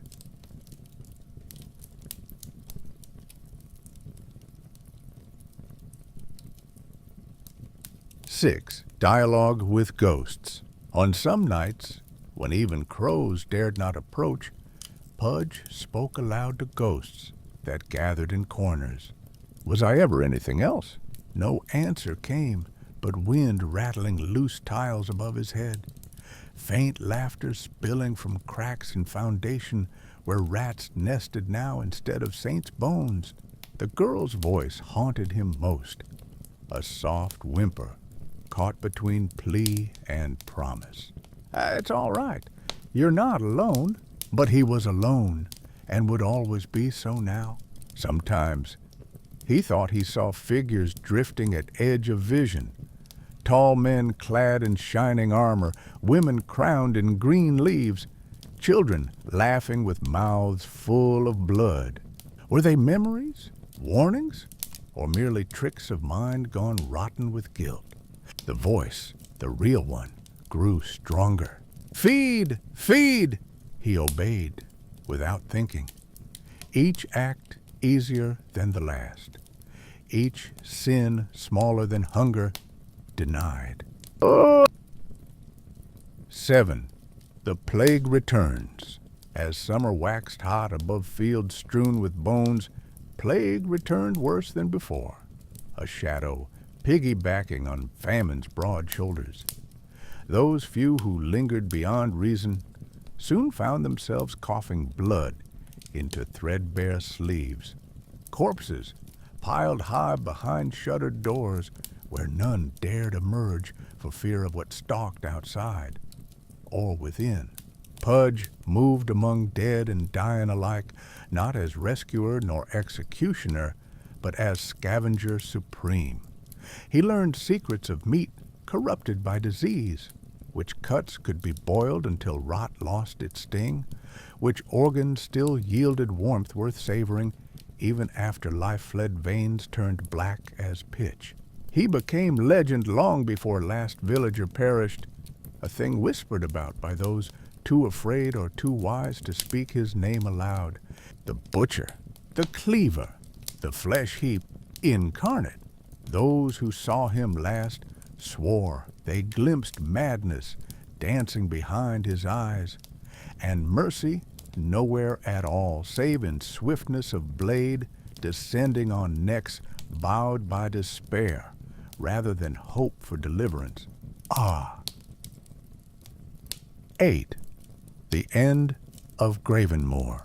In time, nothing living remained within Gravenmore's battered walls but rats, and even they grew wary of venturing near Butcher's door. Pudge stood alone amid ruin, apron stiff as coffin board, Cleaver red even after days without new blood, belly distended by feasts that brought neither peace nor respite from dreams grown darker still. His voice, once thick with shame, now rumbled like thunder across empty fields. "I fed you," he bellowed into storm-torn sky. "I fed you all." But sky gave no answer, save rain that washed clean neither soul nor stone nor memory, stained into earth itself by sins too ancient for forgiveness anymore. 9. The Final Transformation. That night, as lightning split heavens above barren fields, Pudge felt body contort, a pain beyond naming tearing through sinew and bone alike, as something old and terrible awoke inside marrow gone cold decades before. He saw visions flashed before blinded eyes, armies gathering over blackened hills, banners torn by winds that stank of old blood, voices chanting names forgotten by gods themselves, and always that whisper growing louder until it became commandment unbreakable. "Feed!" When dawn broke at last over Gravenmore's corpse-strewn lanes, nothing human remained behind Butcher's threshold. Only hunger made flesh and steel. Only legend born not of hatred or vengeance, but need absolute and undying. A shadow passed then over fields eternal, with Cleaver gleaming brighter than any hope yet left in world gone mad with famine and war. And carrion birds took flight before him, as though even death itself must make way for what walked now beneath thunder-ridden sky. Thus began the reign of Pudge, the Butcher, the Cleaver, the Flesh Heap. And wherever famine followed war or plague shadowed hope, the legend would walk anew, feeding, always feeding, upon the bones of men and gods alike. The Butcher of the Fields, Part 6, or the last light flickered from the hollow windows of Gravenmore, and in its final flickering gasp, the village died. No bells tolled for its passing, no voice mourned its loss. Only the wind, a thin, reedy moan threading through cracked shutters and broken thatch, marked the end. The fields beyond stood silent, a carpet of carrion grass weighed down by the memory of footsteps that would never return. Where there had once been laughter, firelight, and the stubborn clatter of life against hardship, now only bones remained. 1.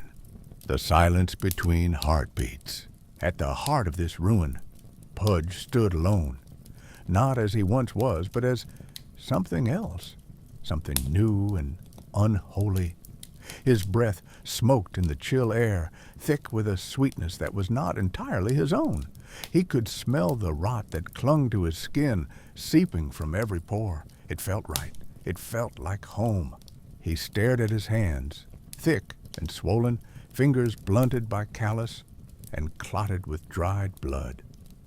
The nails, once kept trimmed for fear of scratches that might fester, had become black, curling claws. He pressed one into the soft meat of his palm and watched as pus beaded up instead of blood. He did not flinch. The pain was distant, as though happening to someone else. He staggered to the window and looked out over his domain. The street below was littered with corpses, some torn, some simply fallen where the plague had claimed them. Rats fled from his gaze, chittering curses in their tiny tongues. Even the flies seemed hesitant to settle near. Yet something inside him hungered still. He pressed a bloodied hand to his chest and felt no heartbeat. Only hunger thundered within him now, a drumbeat that shook marrow loose from bone. 2. A new kind of hunger. It was not mere starvation that drove him anymore. That torment had faded long ago, replaced by something deeper and colder. It was need, a need that echoed through him in every moment of emptiness. He wandered through the ruins of his butcher shop, boots squelching in pools of coagulated blood. The hooks above his head swung gently, each cradling meat in various states of decay. Animal once, then human, and now something in between. He tore a slab of flesh from a hook and brought it to his face. He breathed in deep, the scent of rot and corruption stinging his nose in a way that made his teeth ache with anticipation. He bit down, chewing slowly, savoring the way disease tingled on his tongue. It was better this way. Better than when he'd cared about warmth or texture or taste. The sickness made the meat sing in his veins, filled him with a power he'd never known before. A chuckle bubbled from his throat, a wet, gurgling sound as much phlegm as laughter. Meat is meat, he rumbled to himself, so long as it's fresh, or fresh enough. He tossed the bone aside and reached for another hunk. 3. The final remnants. The days blurred into nights, and nights into days. Pudge wandered through what remained of Gravenmore, his apron now more leather than fabric, stiff with layers upon layers of old gore. Sometimes he caught glimpses of himself in shattered glass. A bulk where a man had stood, a face grown monstrous and slack with gluttony and decay. His eyes shone yellow in the gloom, pupils slit like some nocturnal beast's. He thought he recognized something in them, some last shriveled seed of humanity. But whenever he looked too long, the reflection twisted into a leering mask. One evening, as dusk bled purple across the sky, he heard movement from beneath a collapsed wall. He shuffled closer, Cleaver dragging behind him with a noise like stone on stone. A girl's face, eyes wide with terror, peered out between bricks. He knelt beside her. She shivered, but did not flee. She was too weak for that now. "Please," she whispered, "help me." Something ancient inside Pudge stirred, the memory of pity, or perhaps only curiosity. He reached out a hand, slowly, almost gently, and brushed away debris from her hair. His hand left streaks of brown blood across her brow. "You hungry?" he asked, a question more statement than offer. She shook her head, tears leaking down grime-streaked cheeks. Pudge sighed, a sound that rattled in his hollow chest and hefted his cleaver. "I am," he muttered, bringing it down in one clean stroke. There was no more screaming in Gravenmore after that night. 4. Becoming plague. What remained of Pudge's conscience dissolved beneath tides of hunger and rot. Each kill was easier than the last. Each meal fed something larger than mere body. He began to notice strange changes, a blackness spreading beneath his skin, boils rising and bursting along his arms, veins thickening like coiled rope. His wounds never festered. Rather, they healed into crusted callus or fresh scar tissue, thicker than before. When he walked through the streets, flies followed, not for what they could take from him, but for what they could not. His breath fogged with pestilence. His touch left oily trails along walls and doors where nothing grew but black mold. It was not enough to feed on flesh anymore. He fed on sickness itself. He learned to listen to the voice that now guided him, a whisper that echoed always at the edge of hearing. Feed them what they gave you. Give back their sickness 100-fold. Let none escape what they have wrought. He obeyed. Wherever he walked, plagues flourished anew. Rats grew fat and bold upon the corpses he left behind. Insects hatched in sheets from wounds he opened. Dogs and wolves slunk after him, their eyes fever bright and ravenous. The plague became not just his companion, but an extension of himself. A shroud he wore more proudly than apron or blade ever could. 5. The last human thought.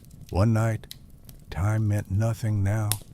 Pudge found himself before a mirror warped by age and smoke. He gazed upon his reflection, flesh swollen near to bursting, lips cracked and curled back from yellowed teeth, eyes like lanterns sunk deep into bruised sockets. He pressed both hands to either side of the glass and stared into himself until vision swam with shadow and memory. Who are you? He wondered, not in words, but in a sensation somewhere behind what remained of thought. The answer came not as memory, but as hunger.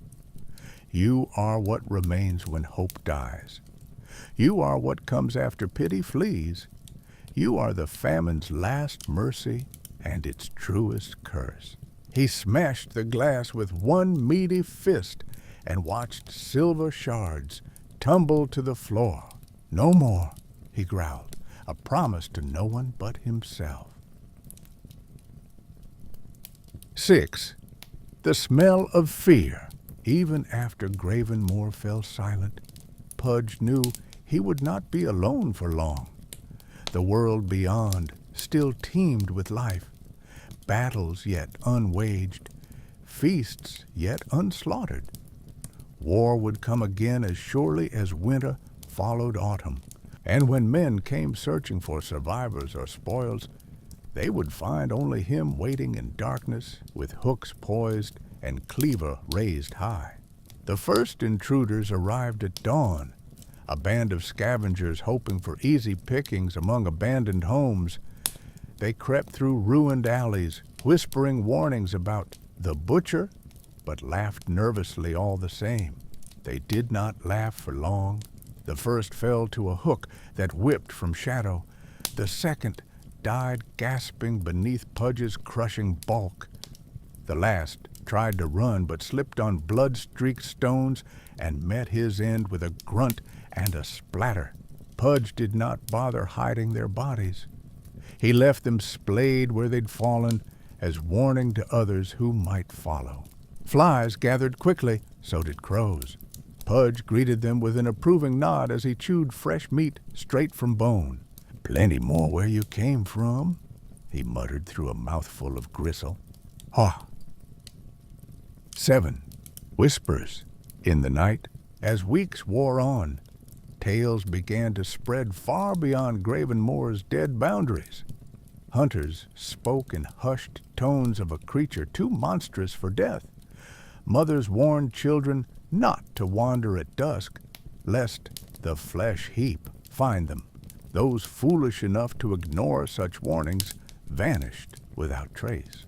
Or worse, their remains were found scattered across crossroads, limbs arranged in grotesque parodies of prayer or flight. Some said they heard voices at night coming from Gravenmore's heart, low gurgling laughter mixed with sobs, prayers for salvation answered only by wet chopping sounds and the stink of burning fat. Others claimed to see lights bobbing through fog, lanterns swinging from hooks, or perhaps only will-o'-the-wisps guiding lost souls deeper into ruin. But always there was one truth beneath every tale. The butcher was real, and he was hungry still. Why? 8. Communion. It was not long before Pudge realized he could no longer tell where meat ended and he began. His skin grew rubbery and cold. His bones thickened until joints cracked with every movement. His stomach swelled until it dragged before him like a sack of stones. Yet this grotesque transformation did not discomfort him. It filled him with pride, even joy. He was becoming something more than man or monster, something necessary to world's endless suffering, something inevitable as plague itself. He wandered out beyond Gravenmore at dusk one evening, driven by curiosity more than need. There were fields beyond the village limits, fields ripe with new death, abandoned campsites littered with bones, shallow graves clawed open by desperate hands, banners half swallowed by mud and rain. Out there on those killing grounds he felt called, not by any voice he recognized, but by something older than fear or famine, an instinct that ran deeper than memory or name. He knelt among corpses tangled in rusted mail and rags, stiff with dried blood. He pressed his hands deep into earth, slick with fats rendered by months of decay, and in that moment felt connection flare bright as fever within him. This is where you belong. This is what you were made for. Feed until there is nothing left but bone, and even then, find ways to fill yourself anew. Pudge rose then, not as man nor monster, but as avatar of hunger itself, a walking omen draped in apron and iron, sanctified by plague and boundless want. 9. The End of Gravenmore. Days passed, months perhaps, and nothing living dared linger near Gravenmore's corpse-choked lanes again. Even rats learned caution at last. Even wolves howled from distance rather than risk close approach to that cursed domain. Pudge remained alone at village center, Cleaver ever sharp, apron ever stained, belly ever empty, no matter what feast he made of corpse or carrion or memory itself. Sometimes thunder rolled distantly across horizon, echoes of war rising anew beyond blackened hills. Each rumble stirred hope within him, hope for fresh meat, for new suffering, for another chance at communion between blade and bone and soul, unmoored by death or time or pity's dying light. And each time the birds wheeled overhead, screaming their warnings to any who might listen. The butcher walks, the cleaver waits, the flesh heap hungers, always, always hungers on fields where nothing grows, save legend and loss and unending night. Thus ended Gravenmore.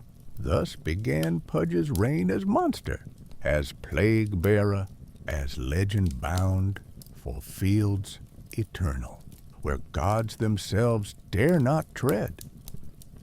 For there are hungers even they cannot sate, sins even they cannot forgive, and stories better left untold, lest night fall forevermore upon all who walk beneath thunder-ridden sky.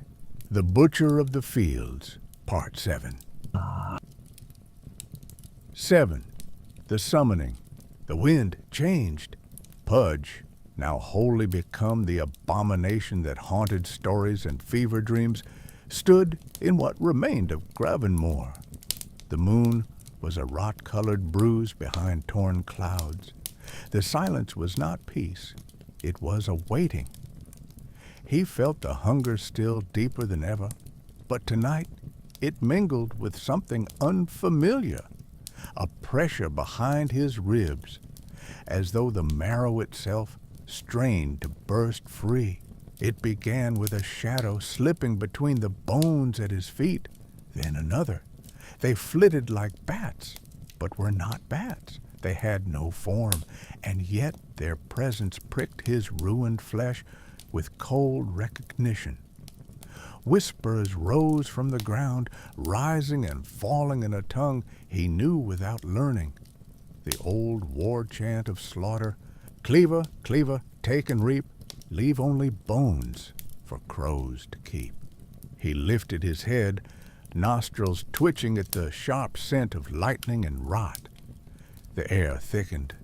A fissure split the mud before him, spilling not light, but gloom, so dense it drank the shine from his blade. And from that rift the spirits came. They were not men, nor shades shaped by love or vengeance.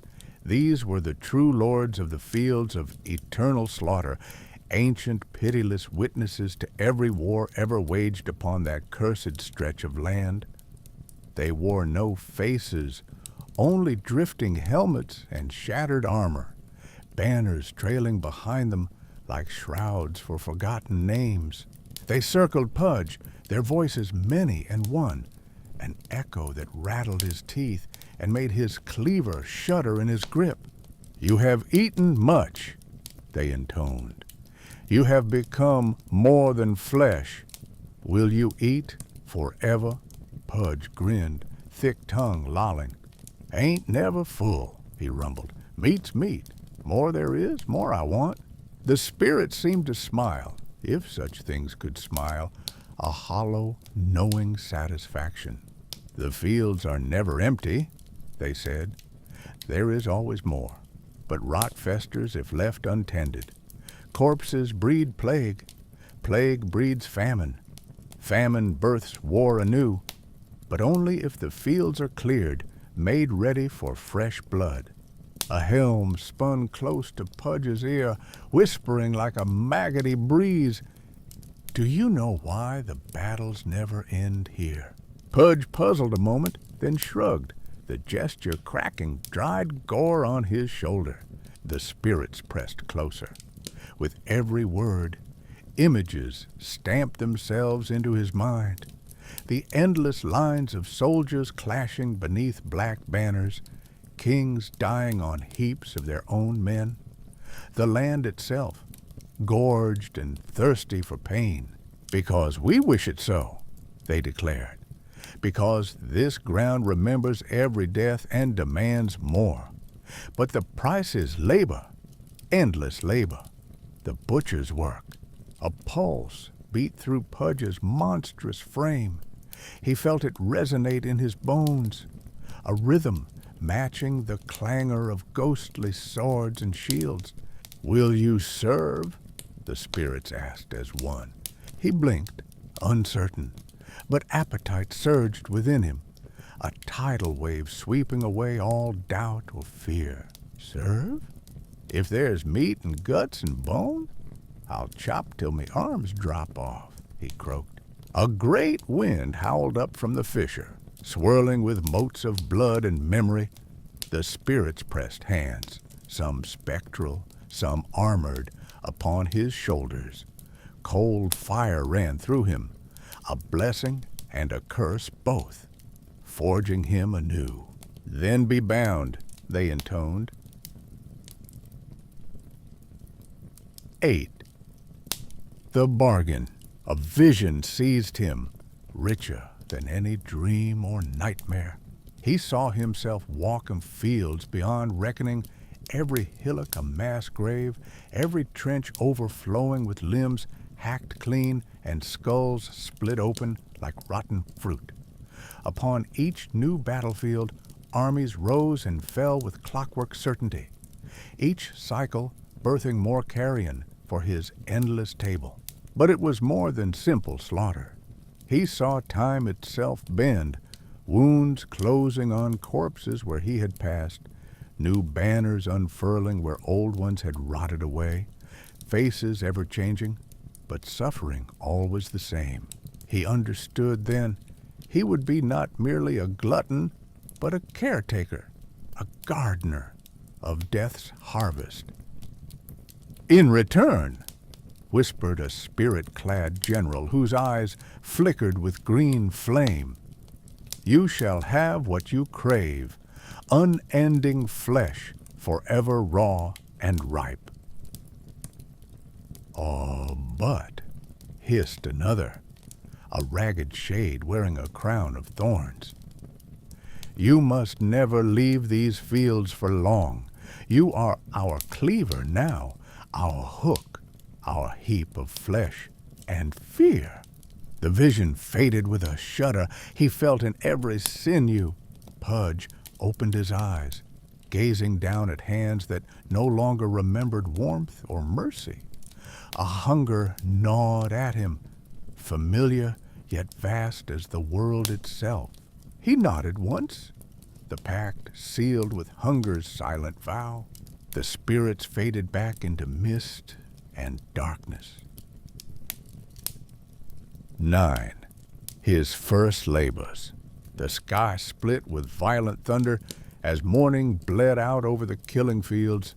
Pudge trudged through mud so thick it sucked at his boots, if those swollen stumps could still be called boots at all. Everywhere around him were corpses, fresh from battle, torn by blade and arrow and unspeakable magics. He set to work. The cleaver rose and fell with mechanical precision, hacking limbs from torsos, tossing heads onto grisly heaps for crows to pluck clean. His hook whistled through dawn air, dragging bodies from tangled barricades or pits too deep to cross otherwise. Sometimes hands still twitched, lips still bubbled protest. He silenced them with a press of heel or edge of blade. Birds gathered by the hundreds now, not with fear, but anticipation, as though honoring their fellow scavenger. As he worked, Pudge felt the power settle over him, a strange joy and purpose and place. Every sinew burned with certainty. This was where he belonged. This was what he was meant to be. Hours blurred into days, or perhaps there was no difference anymore on these fields forever shrouded in thunderclouds. Sometimes he glimpsed other shadows watching him from the fog, faintly glowing helms and banners, gauntlets raised in silent salute. Once even a spectral war horse stamping blackened earth to dust. They observed in silence, and when he looked back at them, they nodded in grim approval. 10. The cycle revealed. One dusk, when sky and ground melted together in iron-colored haze, Pudge sat atop a barrow of bones to rest, or as close as he ever came to rest. The spirits gathered once more, this time not as judges or tormentors, but as kin, fellow denizens of endless conflict. They spoke without words. You are keeper now, keeper of carnage, catalyst for conflict unending. Because you clear away the rot, new armies may clash, new stories unfold, new legends writ in marrow and mud.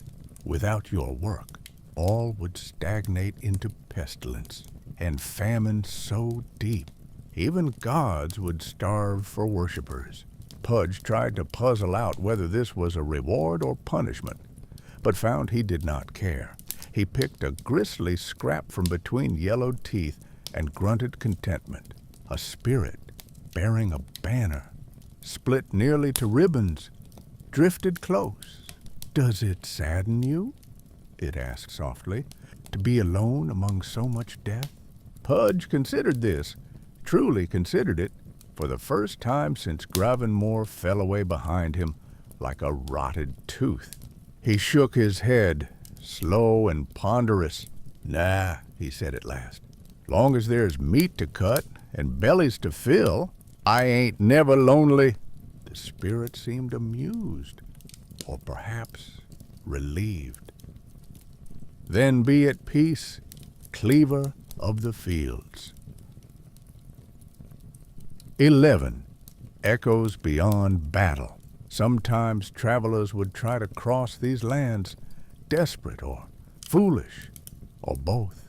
Sometimes armies would clash anew across bones still slick from yesterday's carnage. Sometimes even mages or would-be heroes came seeking glory or vengeance against legend. All met the same fate beneath Pudge's shadow. He became myth given flesh, a scarecrow for soldiers' nightmares, a litany whispered by priests who prayed for their flock's safe return. Children born on distant frontiers learned early. Never follow the crows after sunset. Never trust silence on battlefields. Never ignore the wet scrape of steel on bone, nor the reek of blood that will not wash away. For where these signs gather, the butcher is near, and his work is never done. 12. The Cleaver's Creed. And so Pudge labored on, season after season, battle after battle, the tireless hand that carved away old pain to make room for new. If he felt loneliness, it was drowned beneath feasts unending. If he remembered Gravenmore's dusty streets, or his own forgotten name, the memories shriveled like offal left too long in summer sun. Yet sometimes, on nights when lightning split the sky violet, and thunder made even gods flinch, he would pause, his cleaver dripping above some fresh slain corpse, and glance upward as though hearing voices no living soul could ever know. A chorus echoing through eternity, calling him by titles earned in blood. Butcher, flesh heap, cleanser of fields eternal. And Pudge would grin and wade once more into gore, the immortal heartbeat of war's cruel harvest. For in this place he had found communion at last, not just with hunger, but with purpose, older than kings, older than gods, older than hope itself. The servant who is also master, the glutton who is also savior, the legend who is always hungry, until time itself falls silent, and only bones remember what it means to feed forevermore. Ah! End of Part 7. The Butcher of the Fields, Part 8. The routine of ruin. The storm had passed, but its afterbirth lingered. A fog thick and viscous, as if the world itself now breathed in tune with the fetid fields. Dawn was not a color here, only a thinning of darkness, a bruised pallor that revealed carnage without mercy or poetry. There was no birdsong at sunrise, only the steady, methodical crunch of bone and the gurgling rasp of Pudge at work. He moved through his domain like some ancient farmhand or sculptor, hands caked to the elbows in gore both fresh and aged. No inch of him was spared from the stains. Apron slick with fat and viscera, boots squelching through mud that remembered every drop spilled. The scent was overwhelming, even to one such as he.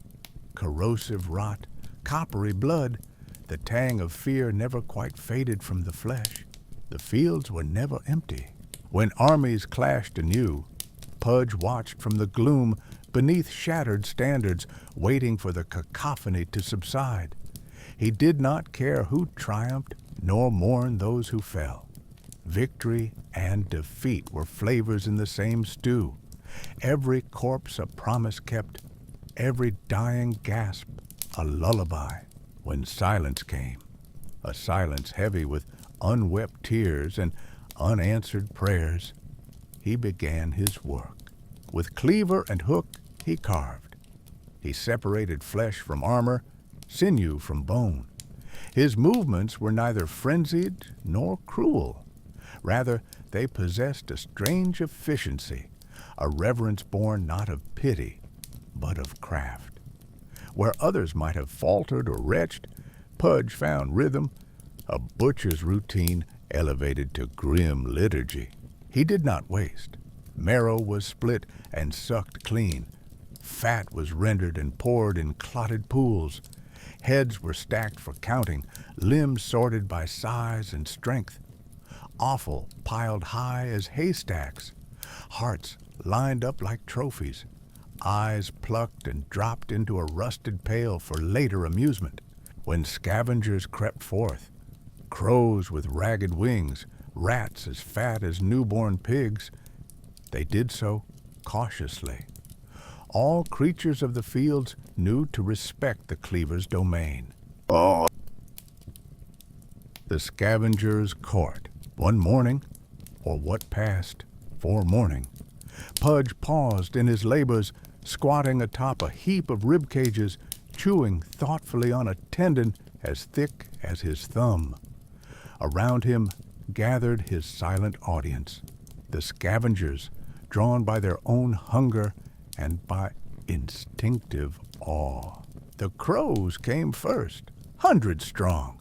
They perched on broken spears and snapped standards, regarding him with beady suspicion and a gambler's hope for offal tossed aside. Their leader, a monstrous bird with one milky eye, hopped closer than most dared. Next came the rats, a tide of bristling fur and twitching whiskers, their numbers legion. They swarmed over boots and bones alike, forming eddies in the mud as though choreographed by some invisible hand. Last arrived the jackals, sleek shadows slipping from behind dunes of cloth and corpse. One limped from an old wound, gift of Pudge himself, on a night when sharing had not been part of his creed. Yet even this one kept a respectful distance now. There was no language shared here, yet meaning passed between them all as surely as dawn followed dusk. Pudge spat out a splinter of bone and grinned. "Come for your breakfast, eh?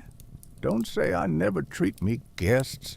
With one meaty arm, he swept aside a platter made from a shield's concave, sending scraps tumbling down to ravenous snaps and scrambles. The crows erupted in a black flurry. The rats dived in with shrill squeaks. Even the jackals joined for a moment's peace. He watched them feast with satisfaction, the equal sharing of horrors he himself had prepared. Here there were no kings or beggars, only appetite and survival. Once, long ago in Gravenmore's dusty lanes, he would have chased such creatures away with curses and stones. Now they were kin, partners in the endless recycling of death. Oh! The ritual of Unmaking. His true labor began when the sun climbed highest, or would have if it could pierce the iron cloud roof above. This was when bodies stank worst, when wounds ripened, when spirits hovered most restlessly near their violated remains. He hummed as he worked, a tune half remembered from some forgotten festival or market day. Chop, chop goes the cleaver, slice, slice, through the bone. Each verse marked a stage in his artistry. He began with the easy pickings. Warriors split by blade or bolt, their insides already spilling loose. For these he offered swift passage, one hack for the head, one for the gut, a quick swirl to free what mattered most. Others required more patience, knights in plate, their armor fused to flesh by fire or sorcery, mages whose corpses fizzled with lingering magic, demons whose blackened blood ate through steel. These were challenges that brought a rare glint of satisfaction to his piggish eyes. Sometimes he discovered trinkets among the bodies, charms for luck or love, letters never sent home, rings on broken fingers. He collected these in a bucket at his side, not out of sentimentality, for such things faded from memory fast, but because they amused him. Once a season, he'd toss them into a pit and watch the rats squabble over gold that meant nothing on these fields. But above all else, it was the slow work that pleased him most. Disassembling bodies down to their simplest parts. He took pride in leaving nothing wasted. Even bones gnawed clean became tools, hooks for dragging new corpses in from the fringes, stakes for marking paths through the mire, spikes upon which to impale banners as grim signposts for passing armies. His hands became instruments more precise than any surgeon's scalpel, though stained forever past washing. Each day he found new ways to slice and saw it. The anatomy of war itself laid bare under his expertise. Youngster, the butcher's apprentices, it was inevitable that others would come seeking him, not just scavengers, but living men and women drawn by tales of his handiwork. Some came out of desperation, plague doctors hoping to learn how he kept pestilence at bay, necromancers searching for secrets among the dead, even would-be heroes dreaming they might end his reign with steel or spell. None fared well. One morning a pair arrived, a gaunt priestess draped in moth-eaten white, and a young swordsman whose armor still gleamed beneath fresh mud. They approached together, but spoke separately. The priestess raised her staff, a crooked thing wrapped in bells, and called out, voice trembling but resolute, "Butcher, I come seeking mercy for these souls. Let them rest." Pudge cocked his head. Rest? Ain't much left to rest. Only work. The swordsman drew blade, shaky despite bravado. "You shame these fields, I'll end your blight," Pudge snorted. Brave talk for fresh meat. The fight was brief. The swordsman charged. Pudge caught him on his hook mid-leap and brought him down in 2 pieces before he could scream twice. The priestess wailed, but Pudge's cleaver silenced her lamentation as easily as it parted her skull. He buried neither body nor hope for redemption. As always, he gave what remained to his scavengers. Communion with death.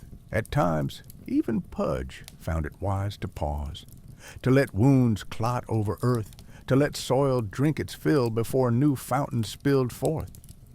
On such nights, he would sit atop his grisly throne, a mound of shields and shattered helms, gaze into fog swirling like soup below, and listen to voices only he could hear. These were not just echoes of dying men or women, though plenty filled the air, but deeper murmurs, the fields themselves speaking through marrow and decay. Once he found company among these whispers. An old crow perched upon his shoulder, picking at lice from his folds. An ancient rat curled by his boot. Even one of the jackals napping at his feet, despite dried blood matting its jaws. He mused aloud. "Funny lot you are. Eat what I leave and still come back for more." The crow croaked once, perhaps agreement or insult, Pudge never knew which, and fluttered away at some unseen signal. A rare night wind stirred then, a memory of distant harvests lost to time, and Pudge fancied he heard laughter among its sigh. Glutton, cleaner, servant, savior, he grunted approval and reached for another chunk of meat. The artifacts of war. From time to time, strange objects washed up with the bodies, masks etched with runes from beyond this continent, crystals pulsing with dim sorceries, fragments of banners from kingdoms now dust. One such artifact fell into Pudge's lap as he rooted through a particularly dense mound. An orb cracked down one side, but still glowing faintly blue within. He turned it over in his palm. It hummed softly, warm despite the chill air. A pair of rats scurried near and recoiled at its presence. A bad omen, if there ever was one. Pudge shrugged and tossed it aside. It landed among rib cages and vanished beneath shifting mud. Another day, another oddity. A gauntlet embossed with motifs like those worn by knights of Stonehall. Its fingers fused into claws by some infernal heat. Pudge tried it on for size, but found it pinched. He pried it loose with his cleaver and let a jackal drag it away into shadow. In this place, all legends ended in ruin, their trophies nothing but toys for beasts like him. Ah! Pact of the Hungry. One evening, as dusk bled red across shrouded fields, Pudge found himself surrounded not just by scavengers, but by other things. Wraiths risen from shallow graves, specters who remembered what it meant to fear before memory itself rotted away. These spirits circled warily at first, wisps trailing like candle flame from eyes that once wept tears for lovers lost on a battle's pyre. One spoke in a voice dry as parchment, "Why do you persist? Why carve when all returns to dust?" Pudge considered this, the question more piercing than any blade he'd faced since flesh first gave way to hunger. He replied without irony, "'Cause there's always more coming, more meat for me, more bones for you." The spirits drifted closer, drawn by something deeper than horror now, understanding. They saw that Pudge did not labor out of malice or madness alone, but necessity. Without him, these fields would fester into true blight. Without hands to cleave away rot, no new war could seed itself upon this ground. So they bowed, their sashes fluttering like shrouds, and faded back into mist as if granting their own grim blessing. The Master's Table. On rare occasions, Pudge hosted feasts worthy of old kings, a table laid not with linen, but skin stretched taut across battered shields, legs fashioned from femurs still crusted with marrow. At such gatherings every scavenger came, crows blackening the sky till daylight choked, rats so numerous they formed living carpets, jackals howling their gratitude to blood-bloated moons above. He presided over these banquets with joviality never shown in life, a grotesque parody of hospitality where all present knew their place. Down here we eat together. Down here we do not pray, for gods abandoned battlefields, but hunger never goes away. They feasted till only bones remained, and then even those found purpose in Pudge's hands. Relics unburied. As seasons turned, if they could be said to turn here, Pudge's collection grew. New hooks forged from spears, twisted by lightning, aprons patched with banners torn from fallen general standards, masks looted from mages whose faces melted before his eyes. Each item told a story, though none would ever be recounted save by teeth gnawing or claws scratching at midnight silence. On one particularly sodden night, he unearthed something stranger still, a rune-carved stone pulsing with faint green light, the sigil unmistakable to one who had heard campfire tales whispered across generations. the mark of Necrolite himself, harbinger of plague unending. Pudge rolled it between thumb and forefinger before tossing it into an open grave. Ain't no need for competition, he chuckled thickly to himself. There's enough rot for us all. A lesson for newcomers. Once every so often, a handful of times each year, a fresh-faced squad stumbled onto these fields, ignorant of true horror. They came bearing banners bright as spring grass, though such colors faded near instantly, singing songs meant to chase away fear, though such tunes died on lips cracked by dread. Pudge greeted them not with malice, but with inevitability. The same way thunder greets parched earth. They ran. Some fought. All fell. None left unharvested. Later, crows would pick their bones clean, while rats debated over shreds of livery no longer brave nor new. And somewhere among the detritus, another legend was born. The tale of how bright hopes bleed beneath an unblinking cleaver. How all dreams run red before dawn returns. How on these fields there is only work and work and work. So long as war remembers itself, there will always be need. 4. Butchers and their apprentices and their hungry kin below. Nightfall's Benediction. As the sky bled darker still, thunder rumbling just beyond horizon's reach, Pudge gathered his tools and cast one last look across his dominion. Shields glimmered amid mists like coins tossed into bottomless wells. Banners fluttered raggedly as ghosts. Scavengers picked their teeth beneath twilight's hush.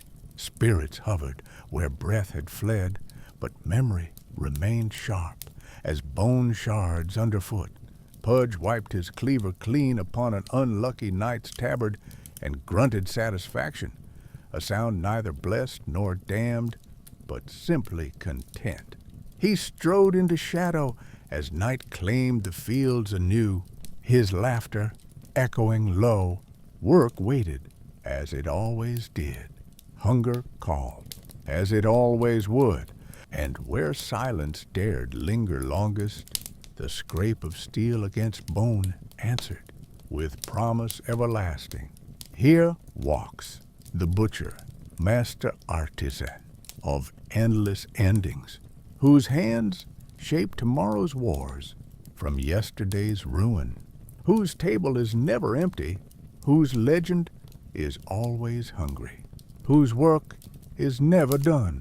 The Butcher of the Fields, Part 9. The Butcher's Promise. Night has its own ways of gnawing at the soul, a darkness that seeps not just through the cracks in the land, but into the marrow of those foolish enough to wander here. And on these fields, where war's memory festers and tomorrow's slaughter is always near, there is one warning that must outlast all banners, all bloodlines, all hope. Do not linger after dusk. Do not tempt the butcher's hunger.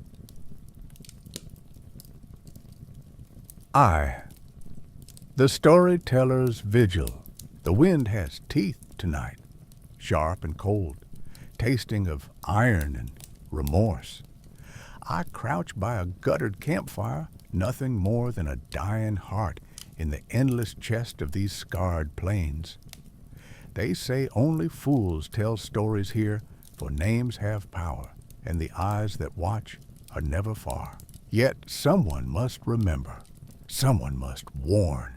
My words are not for the living heroes or for the crows that flock like greedy scribes to every fresh corpse. No, my story is for you, who might one day find yourself on the edges of the fields of eternal slaughter, shivering beneath a sky too heavy to bear. Hear me now. 2. The stranger arrives. It was on a night much like this one.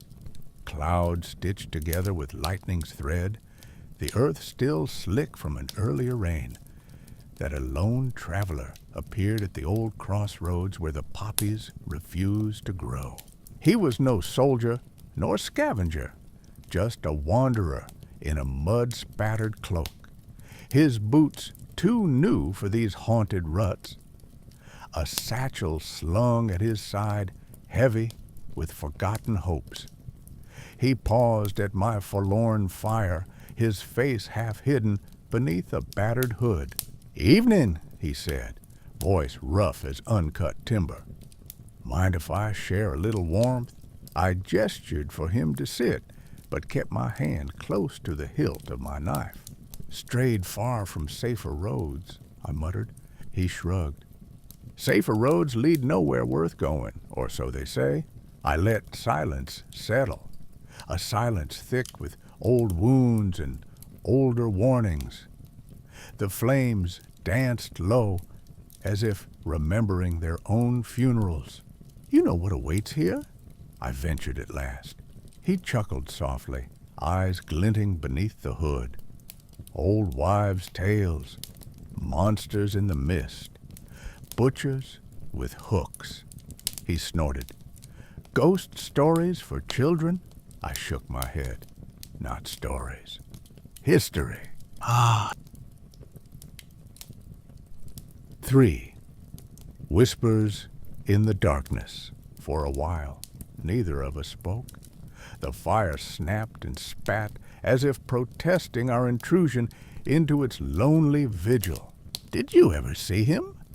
the stranger asked eventually, unable to mask the tremor in his tone. "I have," I replied, though whether it was truth or curse I could never tell. "And so will you, if you stay." A crow called from a distant heap of mail and bone, its cry slicing through the hush like a black-bladed knife. "Tell me," the stranger pressed, "what is he really?" I searched his face for mockery or bravado and found only a flickering uncertainty, the same I'd seen in so many before him. Mercenaries dreaming of glory, thieves hoping to rob death itself, fools believing hunger is just another ghost one can outrun. "He is less and more than a man," I answered quietly. "He is what remains when purpose is carved away by blade after blade, when every hope is boiled into hunger." The stranger shivered despite the fire's meager warmth. "Oh." 4. The hook's shadow. Somewhere in the gloom beyond our meager light, something shifted, a half-heard scrape across stone too heavy for fox or wolf. The stranger stiffened. I did not move. My tales had always been warning enough. But some hungers need to be witnessed to be believed. "Did you hear that?" he whispered. I nodded toward the darkness beyond our circle of safety. "That is not for us to answer." He drew his cloak tighter around himself, knuckles white on his satchel's strap. "They say he comes only when called by blood." I shook my head slowly, never taking my eyes from the blackness where shapes moved like memories best left unspoken. "They are wrong," I said. "He comes because this place remembers war, and because there are always leftovers for those who dare return." Thunder rolled somewhere far off, as if the heavens themselves braced against what stirred in the waste below. 5. The butcher walks. The silence grew heavy. Even the crows had faded into watchful stillness.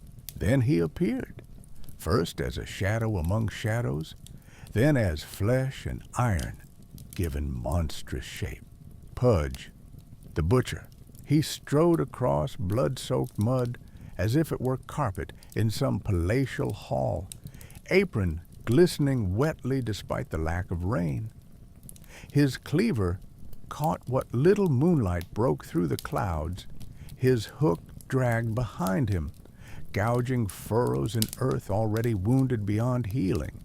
He stopped just at the edge of our firelight, close enough for me to smell him, rot and rancid lard and something older still, a stench that belonged only to places where life had abandoned hope. The stranger tried to rise, but found his legs useless. Pudge cocked his head almost quizzically and grinned. His teeth were too many and too sharp and too eager by half. "Lost, are you?" His voice was a bubbling laugh in a barrel of offal.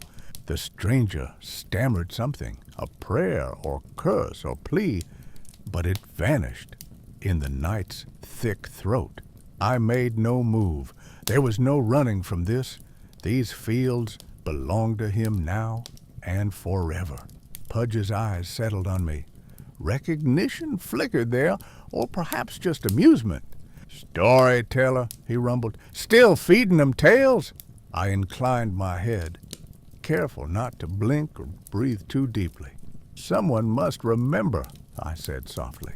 He nodded, a gesture grotesque in its parody of courtesy. "Good. Every meal needs its spice." He turned back to the traveler and sniffed loudly, savoring fear as only true connoisseurs can. 6. The offer. But then something rare occurred. Pudge paused. Perhaps it was memory flickering dimly behind those pustule bright eyes. Perhaps it was the presence of an audience or something deeper, a connection to rituals older than war itself. He squatted low before the traveler and extended his cleaver, not as a threat, but as an invitation. "Got a choice," he crooned. "Run like all the others. Makes for better flavor. Or stay and listen. Learn why bones don't rest easy here." The traveler gaped, sweat beading on his brow despite the chill. I don't want trouble." Pudge roared laughter so loud the fire guttered as if cowed by sound alone. "Trouble found you already. Now you gets to choose how you taste in legend." His hook glinted as it swung idly above torn mail and ruined dreams, a pendulum counting down heartbeats. But then Pudge leaned close, so close I saw my own terror reflected in what passed for his eyes, and whispered, "This land don't forget its meals." 7th lessons never learned. For all their bravado and blade-sharpened pride, men always choose flight when faced with true hunger. The traveler leapt up, made for the darkness beyond our tiny fire, but there is nowhere to run on these fields except into deeper shadow. Pudge did not hurry. He never did. He rose with patient inevitability, Cleaver balancing over one shoulder and Hook trailing after like a loyal hound. His laugh rolled out over the grassless plain, echoing off broken armor and shattered shields, promising work, yet unfinished. I sat alone once more beside dying coals. From far off came a scream, a high, bright note soon muffled by wet ruin and final silence. The crows returned soon after, circling low and hopeful as ever. 8. The warning.